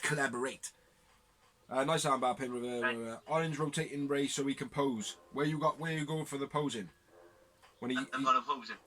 Oh, fucking shit, man. He rolls him round, man, and gives it all out in front of him. And then he gets him in the crucifix pin again. Then he do the running the ropes, Orange. Then I got the Orange backwards roll. Ray double stomps on the back of his head. Looked very smooth. Yeah. And then go. I'm up to date, bro. Springboard off the top rope by Phoenix. Onto the ramp. Or off the ramp. Was this after or before he did when Ray struggled to get Orange in the powerbomb? Yeah, I think so. After, just before. Ah, right, okay. Yeah, that looks sloppy. The next one I got right after that. This is an easy win. Phoenix baseball slide Orange into the cameraman. That's well done, man. Well, then you go, bruv. Fucking hell. Ray struggled to pick up Orange Cassidy in a powerbomb. Orange reversed it into a Canadian Destroyer Sunset type flip. That was fucking beast, man. How have you not got that written down? That was sick. Ray did a middle rope springboard into a leg drop from the outside into the ring. Another thing you missed. That was fucking sick. I didn't miss it, bro. I just got busy, man. I'm writing shit as well. Jesus. Chest slapped a bit high from Ray on the outside. Hits him up in the throat.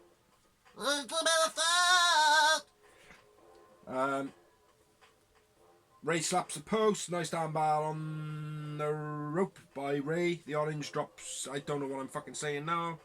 Orange drop kicked into the camera. Bang. Now we're there.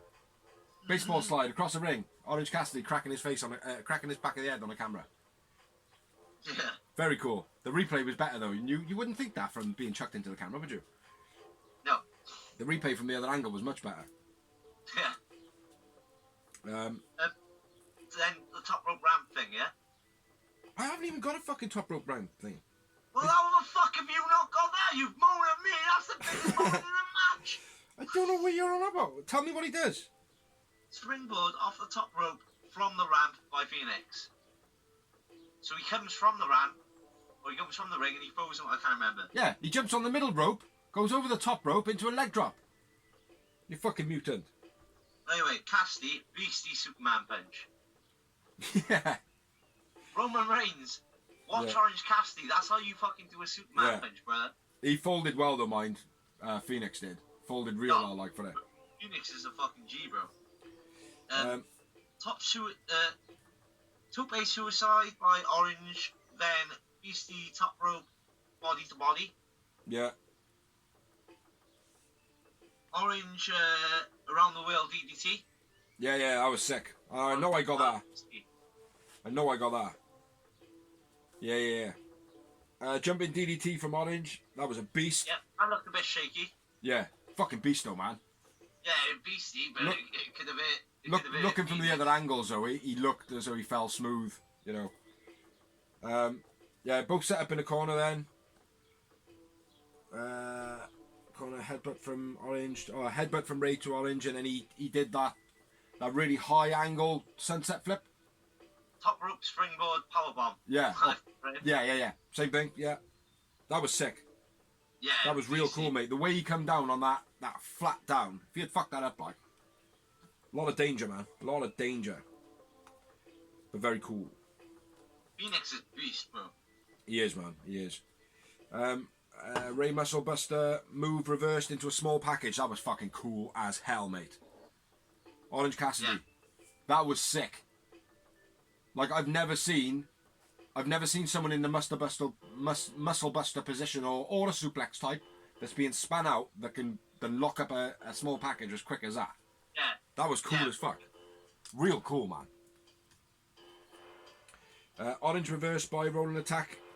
The cut of the Ray Phoenix does. He does the forward roll into the cutter. Yeah. Orange reversed it into a move that I cannot for the life of me remember the name of. When then edge down the side, it's Finley's move. Got him over the back, edge to the side, boom. Irish crucifix, wasn't it? No. I can't remember. Beastie move, oh man. Beastie move.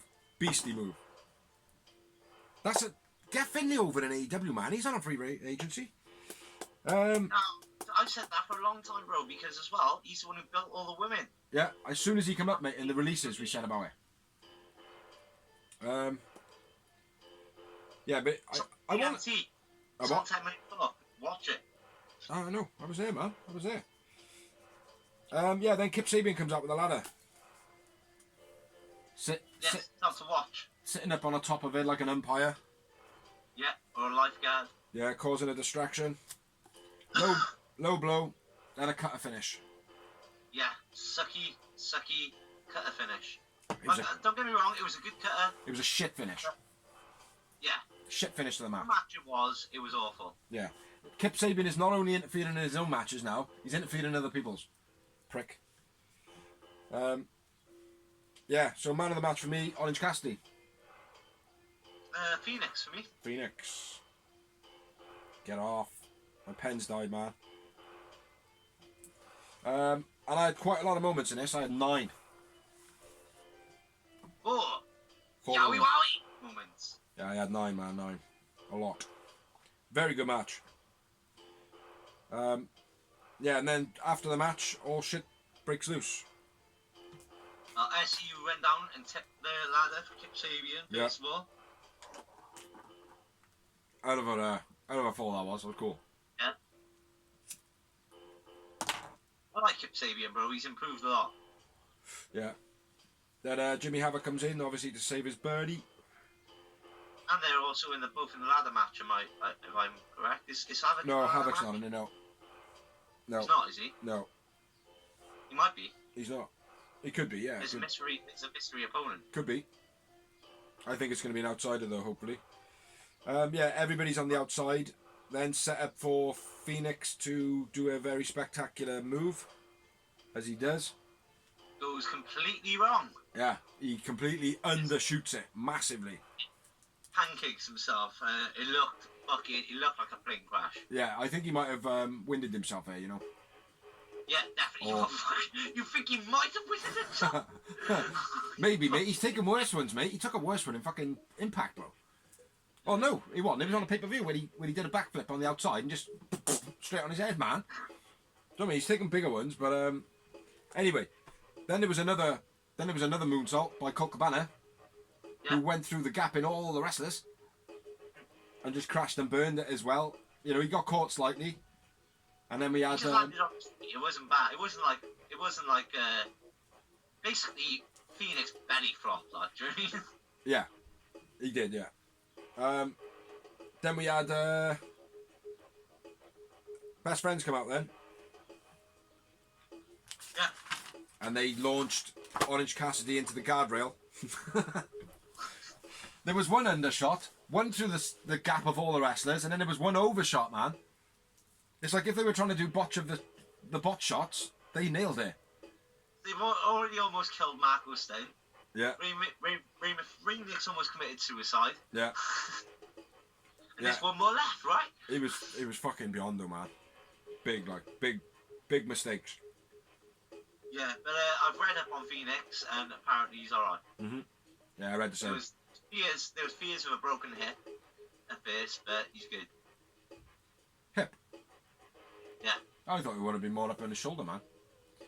But yeah. So next up, we've got a 20-minute time limit. And it is a tag team match. It is Chris Statlander with Shida, who has been the #1 contender for 12 weeks running, Paranoia Virus, versus Britt Baker and Nyla Rose. Yeah, man. Good match. Yeah. Couple of mistakes. Shida straight away tries to get the kendo stick off Nyla Rose and use it. Yeah.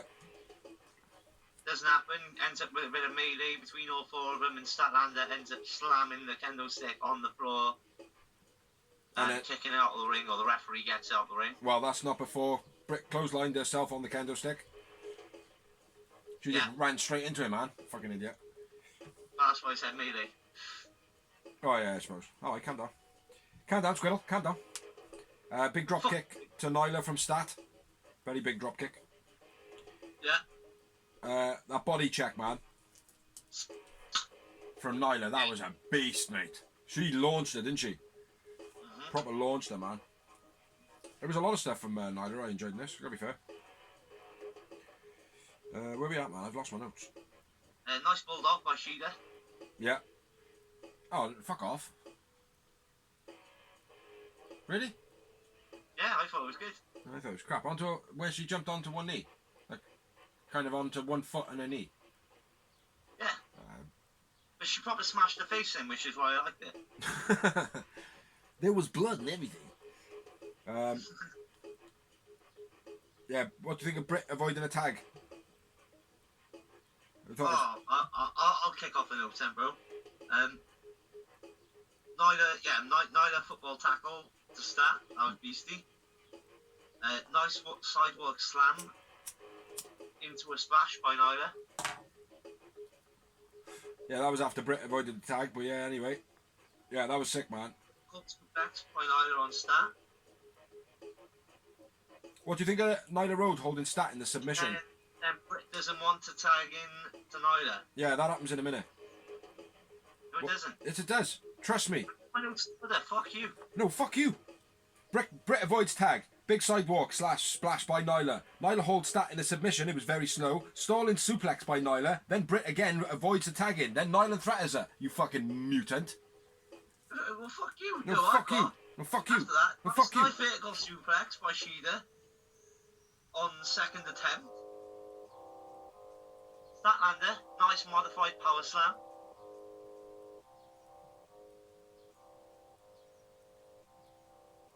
Prick.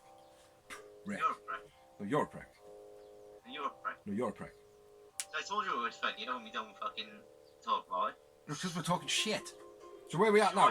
Where are you at now? Are you further on in the match, and then when we're further on, you go, hold on, I mean, why are you so far? Are we agreed we're at the part where Nyla Rose threatened Britt Baker for not wanting to tag in for the second time? Yeah, go on. We'll go from there. Yeah. Britt gets in the ring, rolls up straight away. Britt doesn't want to make the tag, but Nyla makes it. Go. Yeah, she threatens her, grabs her by the throat, and then screams at her like a aggressive biatch. Britt gets in the ring, gets rolled up straight away. Yeah. Thought it was good, being the whiny cow outside, like, do you know what I mean? Playing the perfect female heel. Yeah. Yeah, I can't get hurt. I can't get hurt, like, that type of thing, like. Yeah. I think I work well. Britt holding Stat's foot. And then Stat doing the whole swipe. Now, I'm a bit confused. She didn't hit her at all. She didn't even connect nowhere near. Did Britt Baker react to it, or did she just kind of stumble? I think, right, she reacted to it, and then thought, I'll sell it as a stumble. That's what I wasn't sure, like, do you know what I mean? Because it did look as though she kind of, like, where Stat's momentum come over, and then her other foot would have just come, like, pulled with momentum. It might have just been like that little pull, do you know what I mean? So, yeah, wasn't enough to be like, oh, fucking hell, that wasn't sold well. But she certainly didn't hit her. Do you know what I mean? So, but yeah, I'm glad you noticed that. Yeah. Like I said, that landed a nice modified power slam there. Say again? It's weird, like, she caught her like that and kind of twisted her and then span around and power slammed her. Like. Yeah. Yeah. She does knee strikes to Britt and Nyla stacked up in the corner. That was pretty cool. Yeah. No, I like nice, Stat front slam electric chair drop slam. Oh, to Nyla. I don't know who it was to. It was to Nyla. Yeah, she had Nyla up on her face. That was beast. I quite liked as well in the match, right? I don't know if you noticed this either. Where Shida had Britt, she went to suplex her, and she didn't get enough momentum on the first one, so she adjusted, elbowed her, a couple of punches, and they got for the second one with a lot more power. On the second attempt. Yeah, real nice that was, mate. I thought that, it goes to show, like, how... Yeah, freestyle it well, like we talked about. Yeah, how you can adapt, like, yeah, definitely. Next one, Nyla squashing Britt. Yeah, where I think it's a double valley driver. Yeah, double Death Valley driver by Shida and Stat to Nyla into Britt. And she squashes her knee, she buckles her knee, doesn't she? Yeah. So she's... which is the most worrying injury out of the three. Yeah, so she could be out for a little bit. Then I got what you got. The pay-per-view, like. The front electric chair drop I got then. I'm at where you are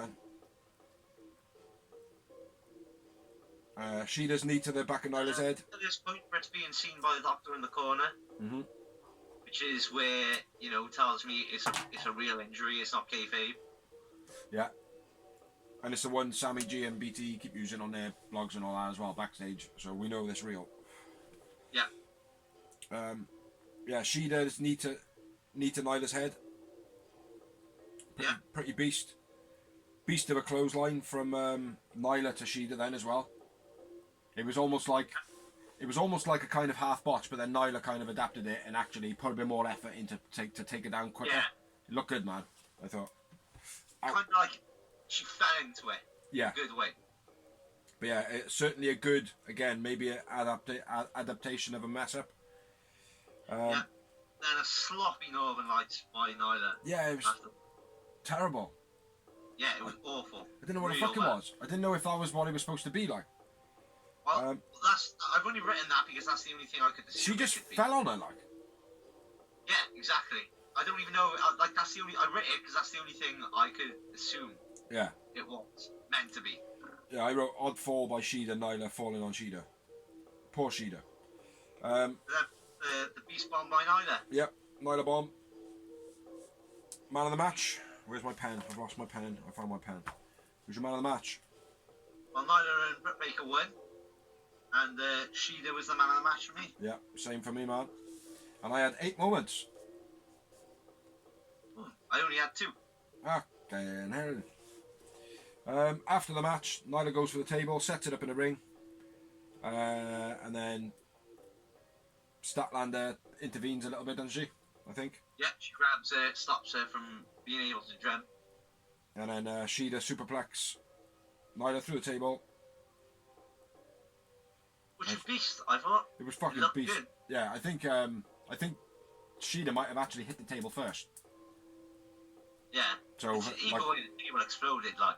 It did, mate. Which is like the table from a table, like. If you watch it back though, I think her impact was up on the top of her neck first. That broke the table initially. So she could have a little bit of a bump in the morning. Yeah. So moving on, we are onto a promo. Yeah, man. And it was we had Alex Marvez backstage interview with John Moxley. Yeah, boy. And Moxley basically says, everything gets worse when you don't acquiesce to my request. Kind of.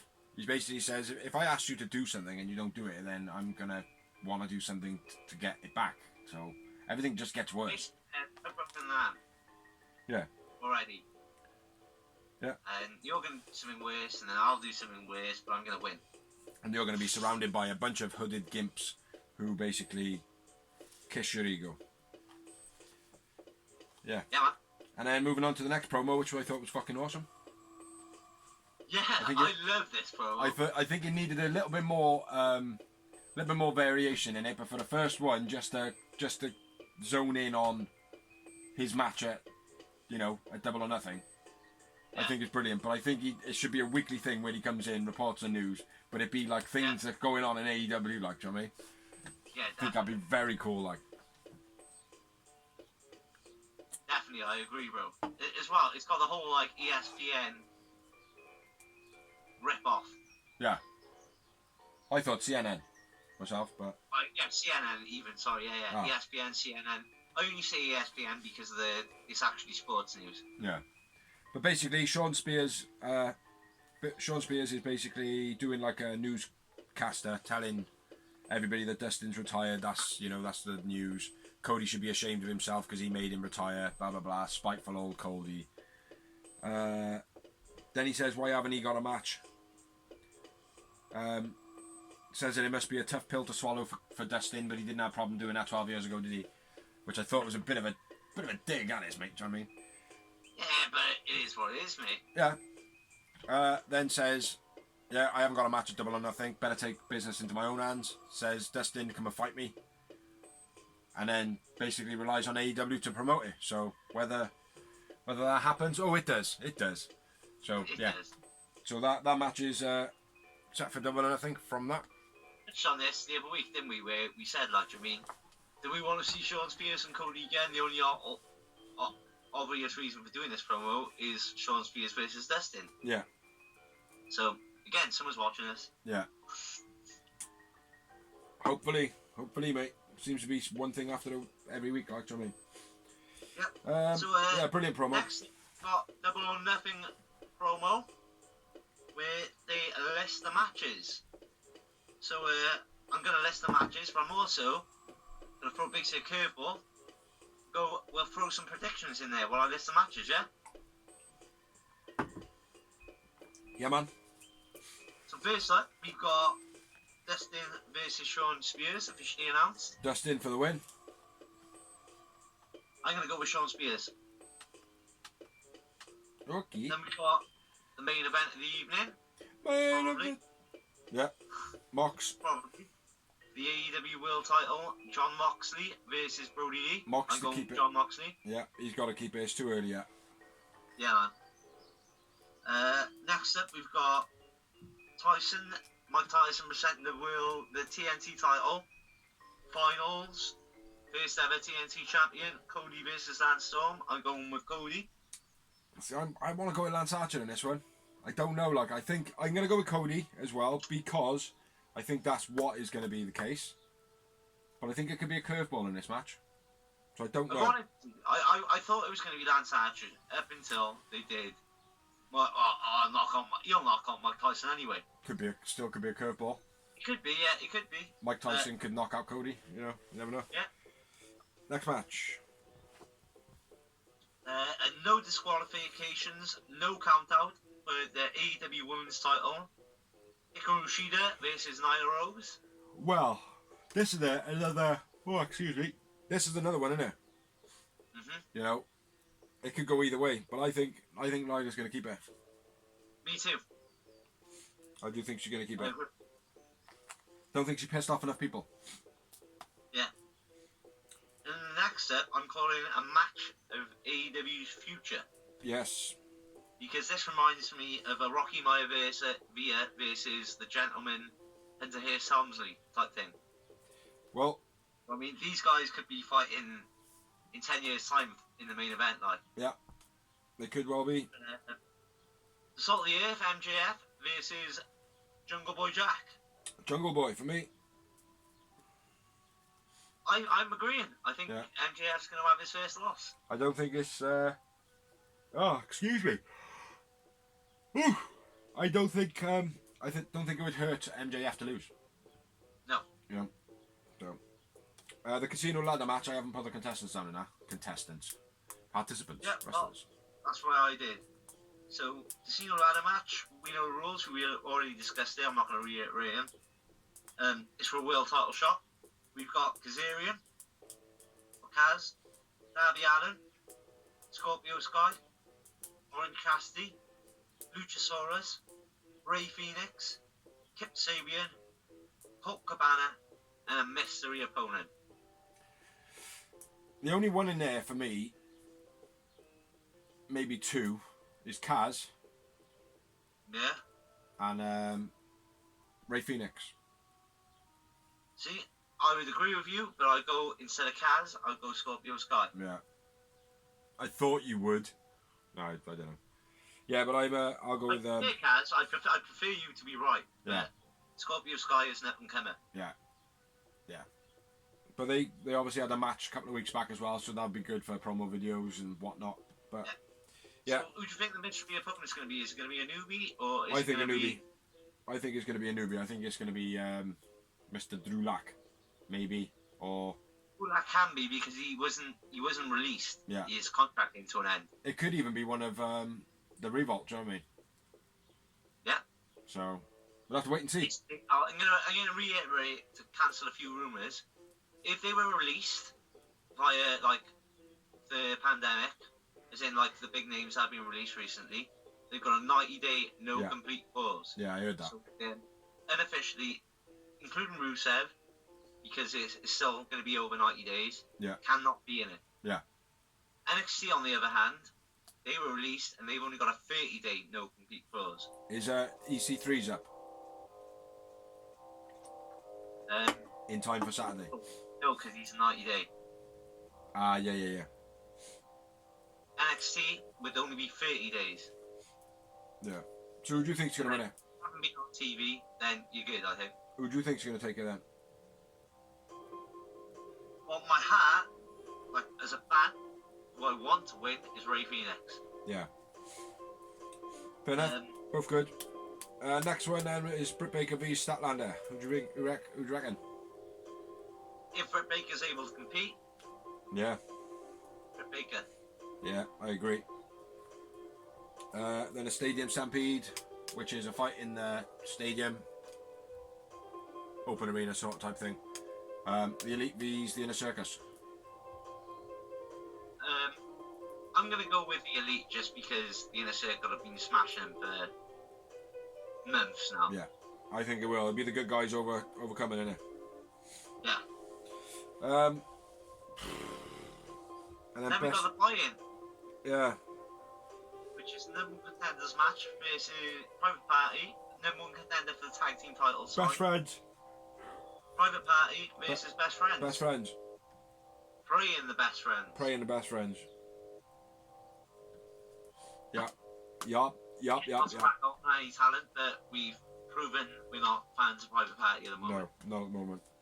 Battle Royale next week, Dynamite. Yeah. The winner is the number one contender for the new TNT champion. Yep.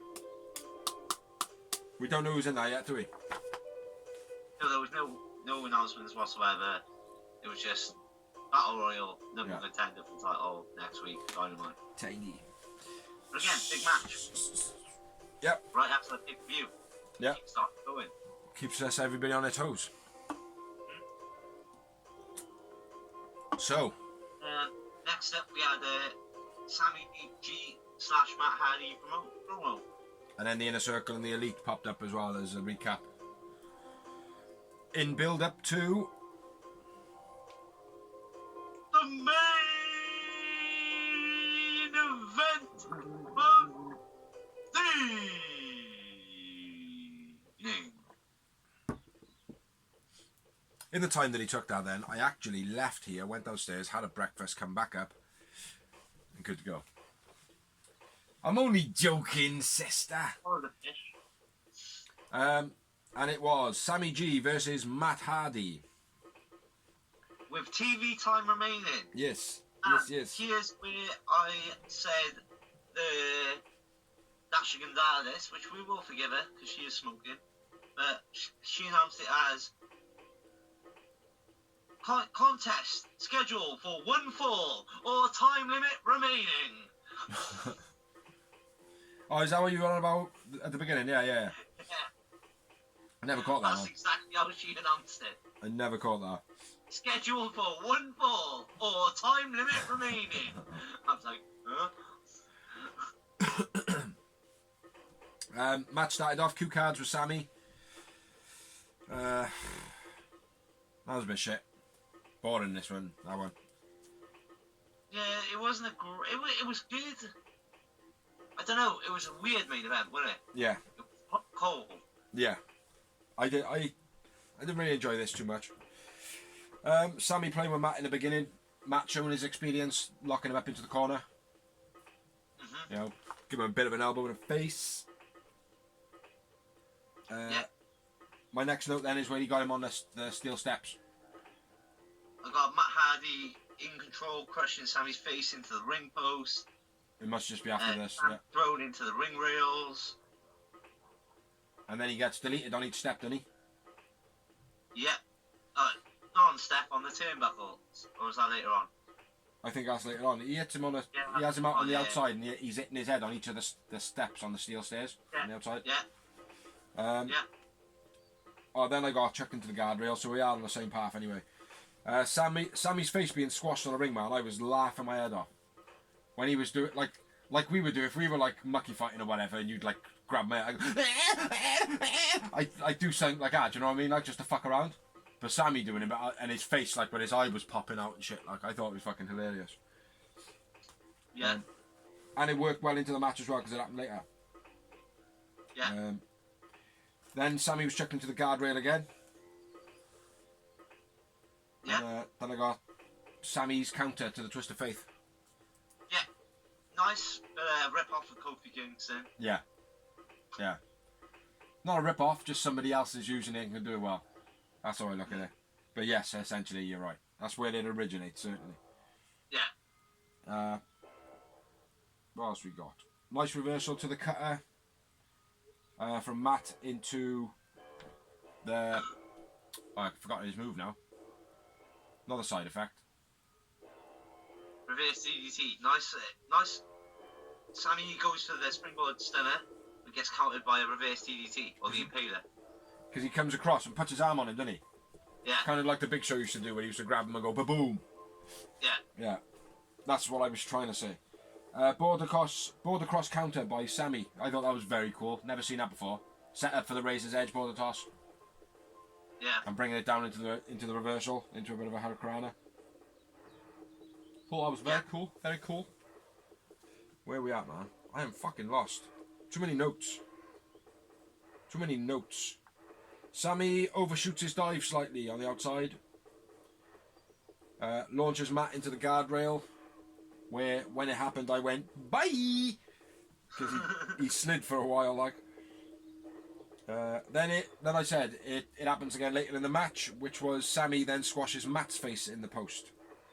Yeah. And he's going, how do you like that? And I'm sure he was trying to say, it's wonderful! But I don't think it came out properly. Yes. Matt rams Sammy's face into all three turnbuckles. Delete. Yeah. Yeah, I do like that. When I watched it back a second time, I quite enjoyed that. Always puts a smile on my face. Yeah. Sammy's going, side effect and gets 2 count. Side effect. The big punt from Sammy as well was beast. Yeah. Did you notice there was blood as well on Matt's face at this point? Just before the side effect? He had a big splodge by there, and then there was some on his chest later on then as well. Don't know where they come from though. I couldn't figure out where they come from. Big run into the corner from Matt Hardy. Gets thrown into the corner by Sammy. And he fucking hits hard, man. Bounces out the corner and slams down onto the mat. Then it is the what you said. Big clothesline from Matt Hardy. Huge clothesline from Hardy. Then the side effect. Then I'm up to date then. Nice side to front slam by Sammy. Mhm. And Matt Hardy hits a twist of fate.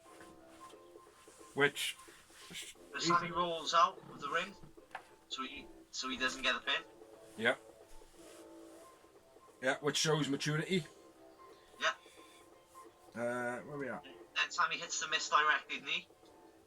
Is that from oh fuck, I've lost my place again, man. That's when the Irish rips him into the rope, and then he comes from the other side of the rope and just cracks him with his knee down. Yeah, I got that. Somewhere. Yeah, go on, carry on. And then a beastie twist of fate, where Sammy kicks out at 2. Is that the one that's a bit botched? Yeah. The one where he like kind of crumples on his one arm? Yeah. Yeah, beast that was, mate. Beast. And then Matt Hardy takes off Sammy's shoes. Yeah, and starts biting his toes. Fucking freak. Over his socks as well, man. That his mouth was full of fluff and shit, man. Fuck that. If you're gonna lick some toes, really lick some toes, you know what I mean? Where are we at, man? Big rising knee to Matt's face. That was quite sick. Yeah. Now, I know you keep saying about the cutters being a bit shit. I think this next cutter was pretty good. But you're going to go, weak cutter. But the cutter from Sammy looked good off the rope. Sold very well by Matt Hardy. He was like, he was a bit dazed. No, this is the type of cutter I want to see. Yeah, Matt Hardy was a bit dazed. He stood up just in time. Yeah. When I looked at that, fair. But everybody's doing the diamond cutter, the RKO at the moment. It's pissing me right off. Well, actually, no. Actually, he's written down weak cutter. No, I haven't, bro. I've written down on this one. Nice springboard cutter by Sammy. Gets a 2 count. Yeah. Yeah, I thought it was really good though. Countess Sammy shooting star press. Yeah.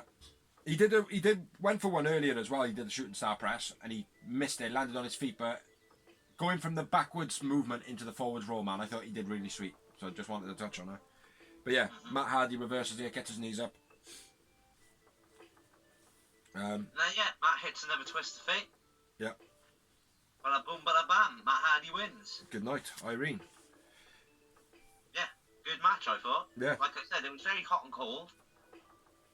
It was like, I'm getting bored. Actually, I'm interested. Yeah. I'm really interested. No, I'm bored again. They did a bit of... What's going on now? They did a bit of everything, didn't they? But there was like too much transitioning, too much like time in between transitions of stuff. But that's, you know, you've got to slow matches down sometimes as well. You can't just have it all action all the time, you know? I don't want to get used to everything just being too fast-paced, you know what I mean? That'd be shit. Exactly. But after the match, Matt Hardy... No, we won't do after the match. We'll do man of the match. Who's your man of the match? I went with Sammy G for my man of the match. I went with Matthew Hardy. And I had 4 moments. I had 3. Yowie wowie! 3 yowie wowies. So yeah. You know, goes to show how much of a difference of opinions we have sometimes, because most of our man of the matches this week have all been different. So goes to show, I think, that it's a very versatile, good show. Yeah, exactly. But after the match, Matt Hardy goes out and grabs a padded chair. Can't put it away properly. What do you do if you can't put a chair away properly? Stick it on the floor and kick it both ways. It'll usually fold flat. So yeah, he does that. And then a video package of... No, not a package. Live footage of Jericho with Kenny Omega in the inner circle tied to a post. On the Jumbotron, Megatron, Ovaltron, whatever you want to call it. And then he's basically talking when nothing was coming out. Yeah, I know. For a long time. It was like 2 sentences missed at least. Yeah. Yeah, they chuck a bucket of water over Kenny. Did you say that? Nope. No. Chuck a bucket of water over Kenny, hit him with a baseball bat, and then Matt Hardy arrives. No. The Young Bucks pop up in the corner, don't they, first? Yeah. Young Bucks up on the bleachers. Santana and Ortiz run towards him. Matt Hardy well overshoots his dive. No, Matt Buck. What did I say? Matt Hardy. Oh, Matt. Yeah, my bad. Matt Jackson. Yeah, sorry. Yeah, Matt Jackson, Matt Buck, whatever. Yeah, same person. Jeremy Buck. Overshooting his jump. And then fucking hell, it all just went a bit haywire there, man. Chair shots, baseball bats. Well, that's one I forgot about. I was really nearly, you might be injured. Who? Matt. No way. Yeah, he's going for an X-ray. From what? The jump. From that jump. Fucking idiot. He's got a bad back, hasn't he? Yeah. What a mute. But yeah, it all. I was at the news. I read that this morning. I was cooking breakfast though. It was all quite bonkers from there though. Like there was a lot of chair shots, a lot of like baseball bats, a lot of throwing around. Didn't really concentrate on it. It was like the Simpsons having a scrap. It was quality, man. It was cool. Yeah. I proper enjoyed it. Like in and out of nowhere, Hangman Page, the legend that he is. First, now he finally returns from. Yeah, sorry. Yeah, Matt Hardy wins from the main event. From the main event of the evening. Yeah. And then out of nowhere comes Hangman Page finally. Yeah. We've all been viewing. Who runs 100 yards down a pitch in cowboy boots. And then slams Hager with a hell of a clothesline. Hell of a clothesline. And then it's Jericho with a clothesline. That's my pick for the mystery opponent, by the way. Hangman? Yeah, for the ladder match. Mm. I think he's going to be number 9 and he's going to win it. Fingers crossed, brother. Fingers crossed. What else do we have? Yeah, hit with clotheslines. Then they all separate. Say, oh, we'll see you Saturday, we'll see you Saturday. Hangman walks off, celebrates on his own. Elite celebrate. Elite on the pitch and on the screens. Yeah. With a tiny "the" rather than capitals. Looked shit. But there we are, that's a minor detail. But yeah, that was the end of the show. So the Elite, I think, victorious in that battle on that particular thing, making the Inner Circle walk away though. Yeah. So yeah. About time. Because like you said, it's been a bit, and I know like they're trying to capture a bit of the WCWS thing. Yeah. But it became a bit Inner Circle. It's becoming a bit NWO for me. Yeah. They're winning too much. Yeah, they need to start being brought down a peg or two. Yeah. But pandemic, mate. Do you know what I mean? Like, it can't be helped at the moment. So next couple of months, we'll see how it goes. You know, we know that it can be the storylines can be written on a handkerchief over a week. Do you know what I mean? Like, you know, on a napkin. Different restricted if you don't know that. Yeah. You know, things can happen, mate. Do you know what I mean? As long as you've got good vision, good belief, good passion, you can make anything happen. Like, you just gotta have the will. Do you know what I mean? It's easy. So yeah, that was the end of Dynamite. What do you rate it? Overall, both shows, I'm gonna go with 8 out of 10 again. Yeah, 8 out of 10 for me, man. 8 out of 10. Yeah, good show. If you haven't watched it, go and find it somewhere. It'll be on ITV on Saturday morning, I think it is, isn't it? ITV4 on ITV Hub, somewhere along the lines. ITV. You don't even talk about ITV. ITV. We don't even talk about them anymore. But yeah, moving on to the news. And rumours. Mark Henry potentially suing Leo Rush for slander. Not exactly sure the full details of that.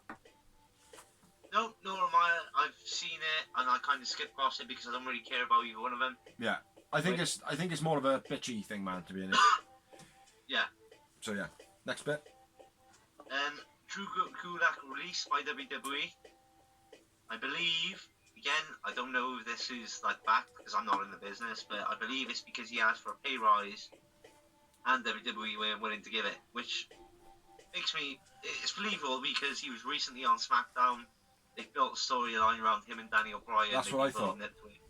Yeah. And all of a sudden he's gone. Yeah. Well, he has no release clause. Exactly. So. Potentially turn up at Double or Nothing. Me could do. So could Sting. Yeah. Oliver Luck, who is the guy that is suing Vince McMahon for unfair dismissal. Mm-hmm. Basically, it's a long running thing. Like, if you haven't seen it, have a check about it. There's some nasty stuff going on. But basically, Vince said that Oliver Luck didn't do his job properly, but Oliver Luck has countered and said that, well, nobody has given me any sort of legitimate saying, Mr. Whatever, you're not supposed to do this, you have breached contract. They haven't done anything formal, so he's countered him with that. So yeah. Go! Jim Cornette and Dana Brooke beef on Twitter. Yeah, he's a bit of a prick, really, isn't he? Yeah, I've had enough of Jim Cornette. Yeah. Here's my view on Jim Cornette. He's a brilliant wrestling mind. Sticking behind the scenes, having write the storylines, directing shows, video packages, whatever. Just have him, just have him documenting. Do you know what I mean? Just watch it, document it. That's it. Keep your opinions to yourself. He hasn't grown up. He's still in the 70s. Mm-hmm. He's still a racist. He's still a... I'm not saying this is fact. This is just my opinion. Yeah, he's out of touch, mate. Yeah, exactly. He is far out of touch, man. I totally agree. Because I don't get what Jim Cornette says, right? He never banged a more beautiful woman than friggin' what's her name? Dana Brooke. Dana Brooke. Yeah, saying that her face looks like it's been set on fire. Not women in the world, but yeah, there's no need in it, man. There's no need in it, man. There is just literally no need for him to say that. So. No, exactly. Next bit of news: the Revival, known now as the Revolt, get a cease and desist letter for using the name the Revolt, and that is by Caleb Connolly and his partner, which I believe go by the name the Revolt. So, when I first Connolly, I'm right, is the guy from TNA. Suicide. He's playing Suicide at the moment. He is actually still playing him. Apparently so, from what I've heard. Yes. Okay. So I knew he played him in the past when he was with the company. Yeah, and he's with NWA as well, isn't he? Yeah. I think, yeah. And I think because he's under the mask, they've allowed him to make the double money now. Yeah. But, yeah. What you got next, bro? Ember Moon. Her injury may be career-ending. Yeah, she did her Achilles heels in. Yeah. Well, she was actually on backstage this week. And she broke down in tears talking about it. Yeah. It's not surprising, mate. Do you know what I mean? Like, she was good as well. Yeah, exactly. I touted her from day one, didn't I? I was like, check this bird out from NXT. Like, she was good, man. She had great luck as well. Yeah. Sad sometimes, man. But it's okay Yeah, though, because she will. unfortunately. It's okay though, because she will just ride the dick of her famous boyfriend, husband. Is it Ember Moon? Boyfriend. Is it Ember Moon that's with the Usos? No. Oh, who's the other one then? Oh, that's Naomi. Naomi, yeah. Get on the dick of an Uso. Next bit of news. Vince Russo, who says shit like I just said, which is fucking ridiculous, says that AEW need TV writers. Vince Russo is a fucking dick. Moving on. Here's the thing, right, with Vince Russo. I think he's got genius ideas, but he needs someone, like I said, he needed a Vince McMahon. Yeah. Run out their shop. To go, no, that's crap. No, that's crap. That's good. That's shit. Yeah. We'll tone that down. Yeah. I think he needs to stay away from AEW. Yeah, definitely. I agree. He didn't do any favours for TNA after WCW. He's had 2 chances. Yeah. 2 chances and out, baby. Yeah, that's it.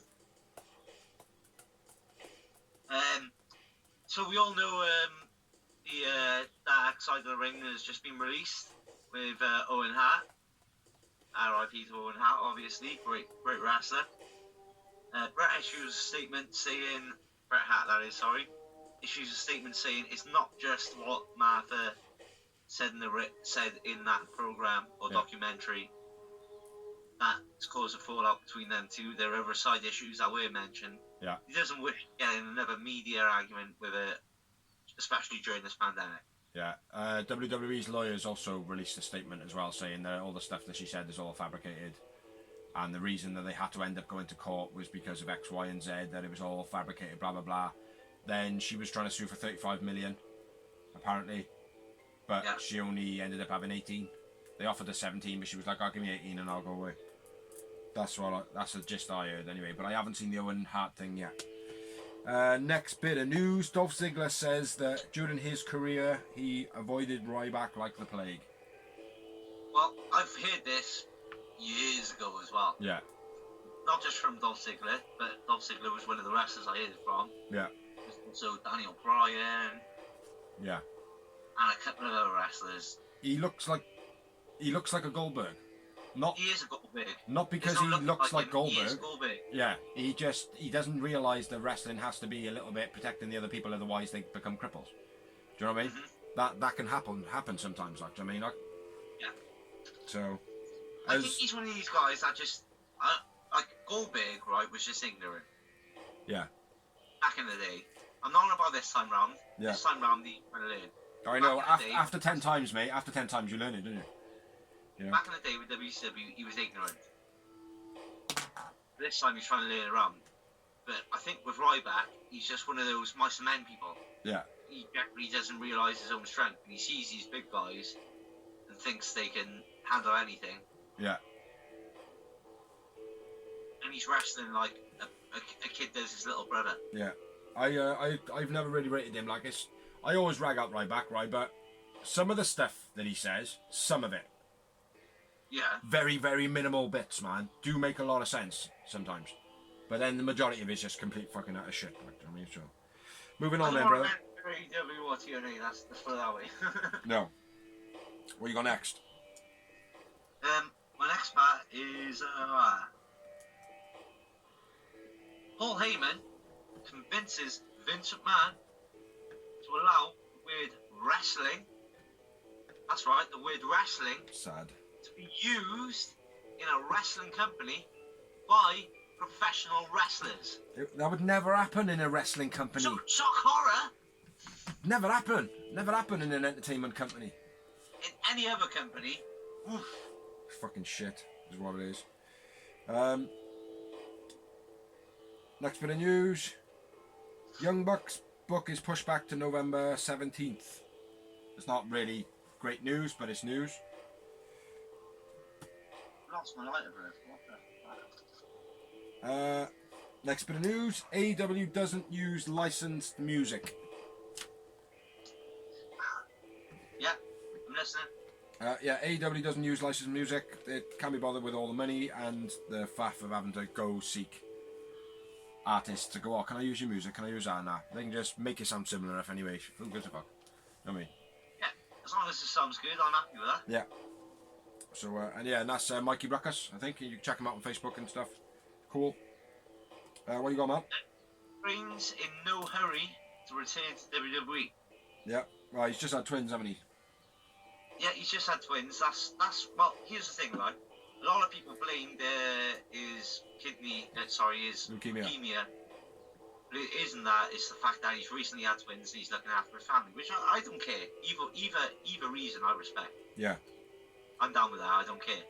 I think wrestlers need to have time off, man. I think, you know, in WWE, for you to like actually appreciate what the stars you have coming in, you've got to move some of the bigger stars, like, you know, sometimes. And, you know, it happened with Stone Cold, it happened with The Rock, it happened with Rikishi, it happened with, you know, when they were all main players, it happened with Benoit. They'd all disappear, Edge, they'd all disappear and they'd come back, like, do you know what I mean? It's like, there is nobody better, I would say, than probably Shawn Michaels maker, the fact of going off with a broken back and then coming back.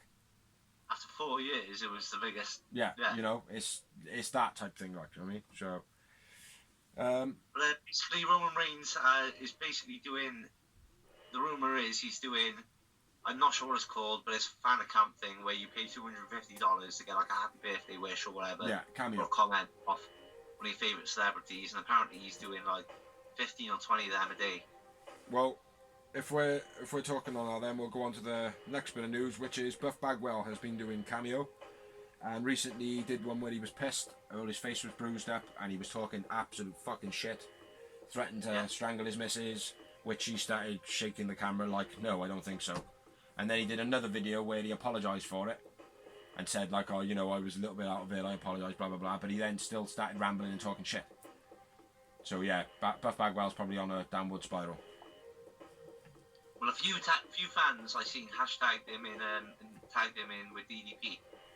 So hopefully DDP will get involved because he normally does. Yeah, hopefully, mate. Hopefully, but we don't want to see a revival and bring him back into AEW. Do you know what I mean? Like, we don't want every. Oh, he's not going to be in AEW, bro. He never. After WCW, he never made this. Don't want AEW to be a rehab centre. Do you know what I mean? That'd be crap. So what you got next, man? So Shinsuke Nakamura and Cesaro not getting single pushes due to the fact that the company doesn't believe they've got any charisma or any character to. Like, what more character do you need than being a cyborg? Well, Cesaro, you know what I mean? Right? Robots have got loads of personality. Cesaro, I've always said, should be anywhere but WWE. Yeah. As being a robot. Cesaro would make it. Yeah. Not that he hasn't made it in WWE. He's been successful in WWE, don't get me wrong. He's a main eventer. Yeah. I mean, he's a main eventer. Yeah. Like, and everyone else says it. Anybody who's part of the business. It's like that. The thing is, it's like, it'll be Vince. In there, we haven't done it yet. Fuck Vince. Yeah, fuck Vince. I was just going to bring it up, man, right? I was just going to say the same thing, right?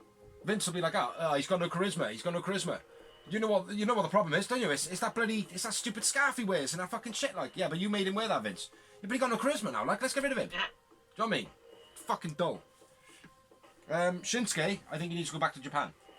You know? Shinsuke, for me, was hired, like I said to you earlier, well, because we always say we discuss the news, so it's not a new thing. But I think they hired him for the AJ Styles versus Shinsuke WrestleMania. After that, they had no plan. Yeah, basically.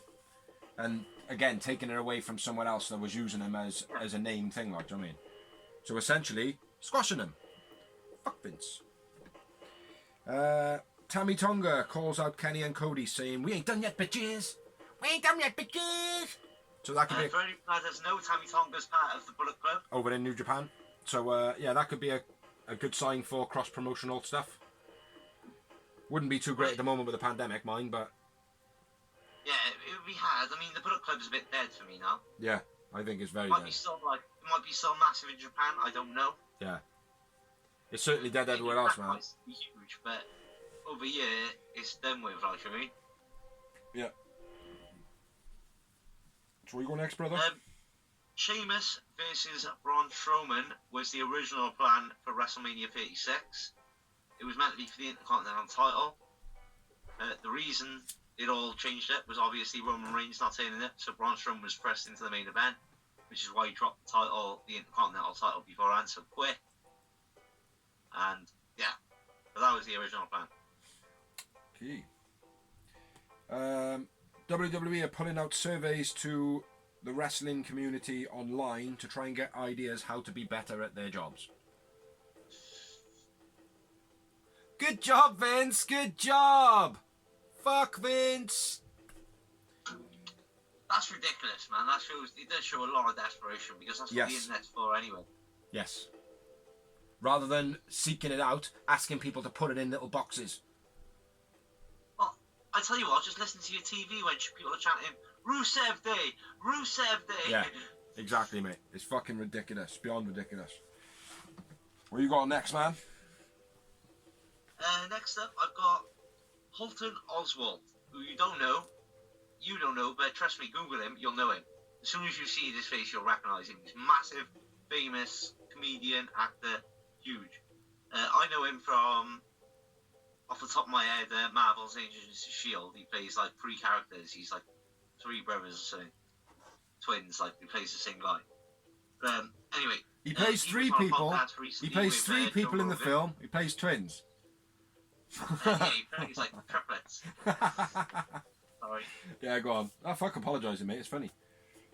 Anyway, he was on a Joe Rogan podcast recently. Yeah. And Joe Rogan calls wrestling fake. And he jumps to, as I do, basically he did it with me. And he went, no, that's bullshit, man. Yeah. Fake my ass. He was like, can you fake jumping off a ladder? You call, like, all these films, like, and all that, like, he does the films, stunt guys. He goes on a proper rant, you can look at it. Yeah. Joe Rogan's obviously famous. He's just been signed a £1 million deal to Spotify, I think. Yeah. In all fairness to Joe Rogan, he does step back and go, sorry, I didn't mean fake, I mean scripted. Yeah.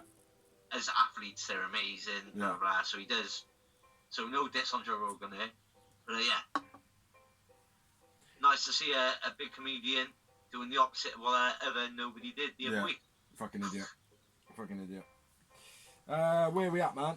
Michael Mansouri, who has left WWE. He was the vice president of global television production, which, when Triple H was to take over from Vince, this guy was going to step into Triple H's role. Apparently, as number 2. I read. I didn't write it down, but I did read a lot about this. And he was like meant to be like massive. Yeah. Into like Triple. He was like part of Triple H's regime. Yeah. As they were. Yeah. So yeah, again. I also read that he tried to hand his notice in 7 months ago. Is it a sign that the rats are leaving? Do you know what I mean? Not calling him a rat, but is it a sign that they're on a sinking ship? Yeah. Yeah. What else you got there, man? Well, let's not get fat hopes up because WWE is a multi-million-pound company. It's not a sinking ship. I know WCW was too, but it's a big difference. Doesn't have to do with their competition, man. WCW went out of business because they started spending too much. WWE ain't making too much. That's the difference. WCW went out of business because they lost their TV time. That's the main. And they were spending too much. Yeah. Yeah. What's your next news, man?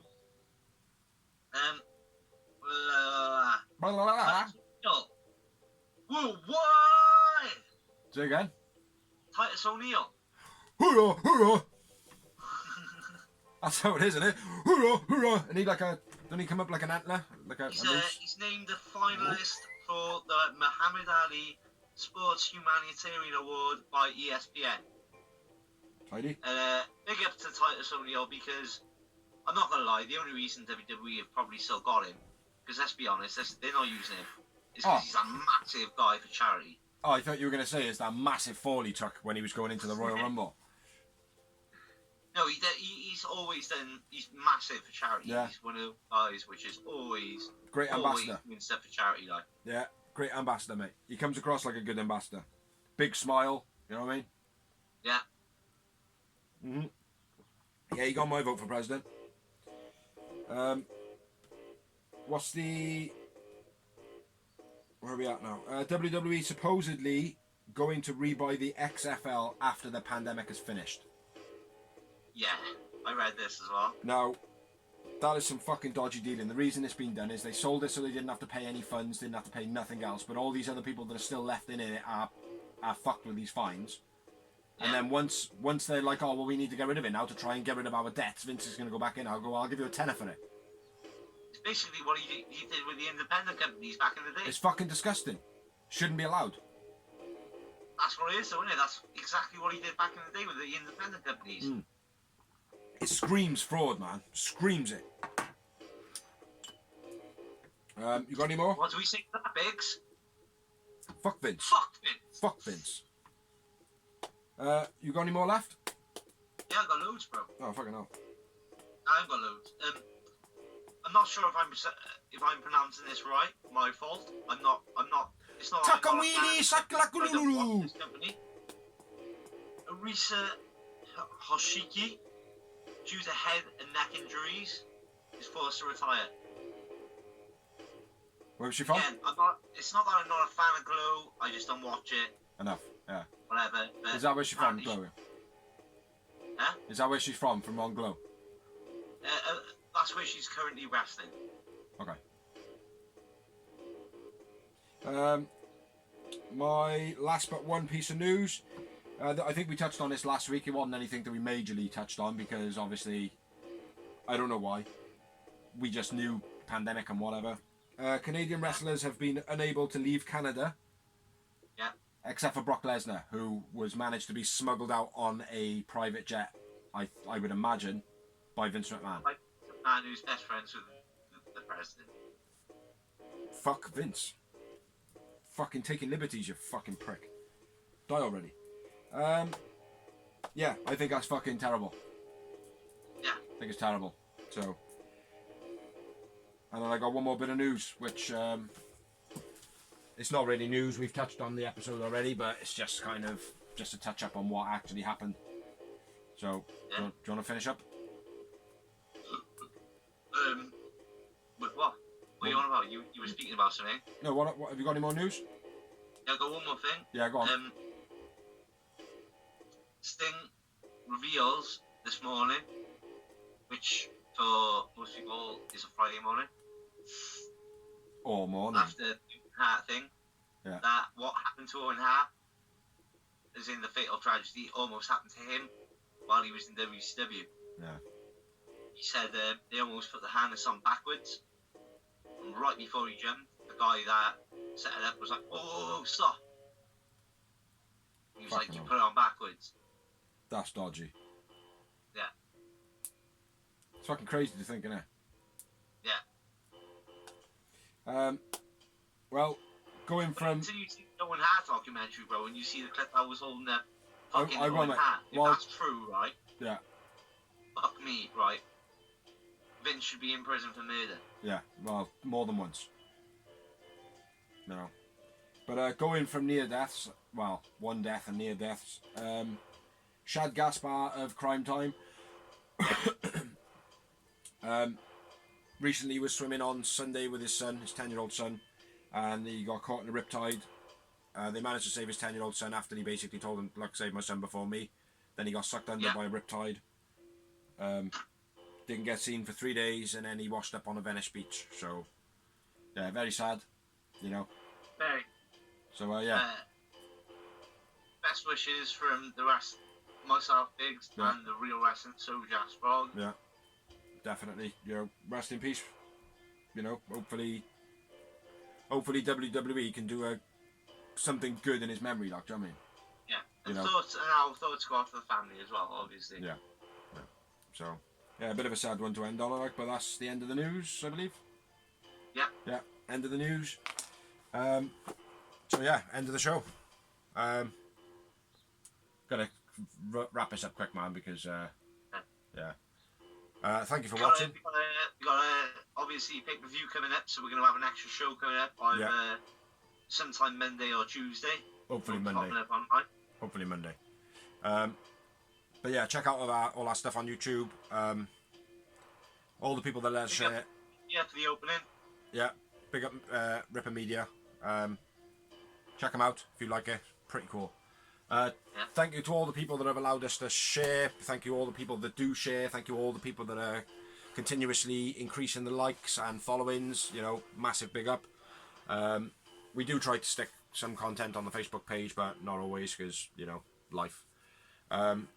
Yeah, so I've been Biggs. We've been Orson. I've been Dorsey. Yeah, and yeah, catch you next week, I suppose. Well, no, not even next week. Catch you in a couple of days for the pay-per-view. Hope everyone's looking forward to it. Yeah, So, man. happy days.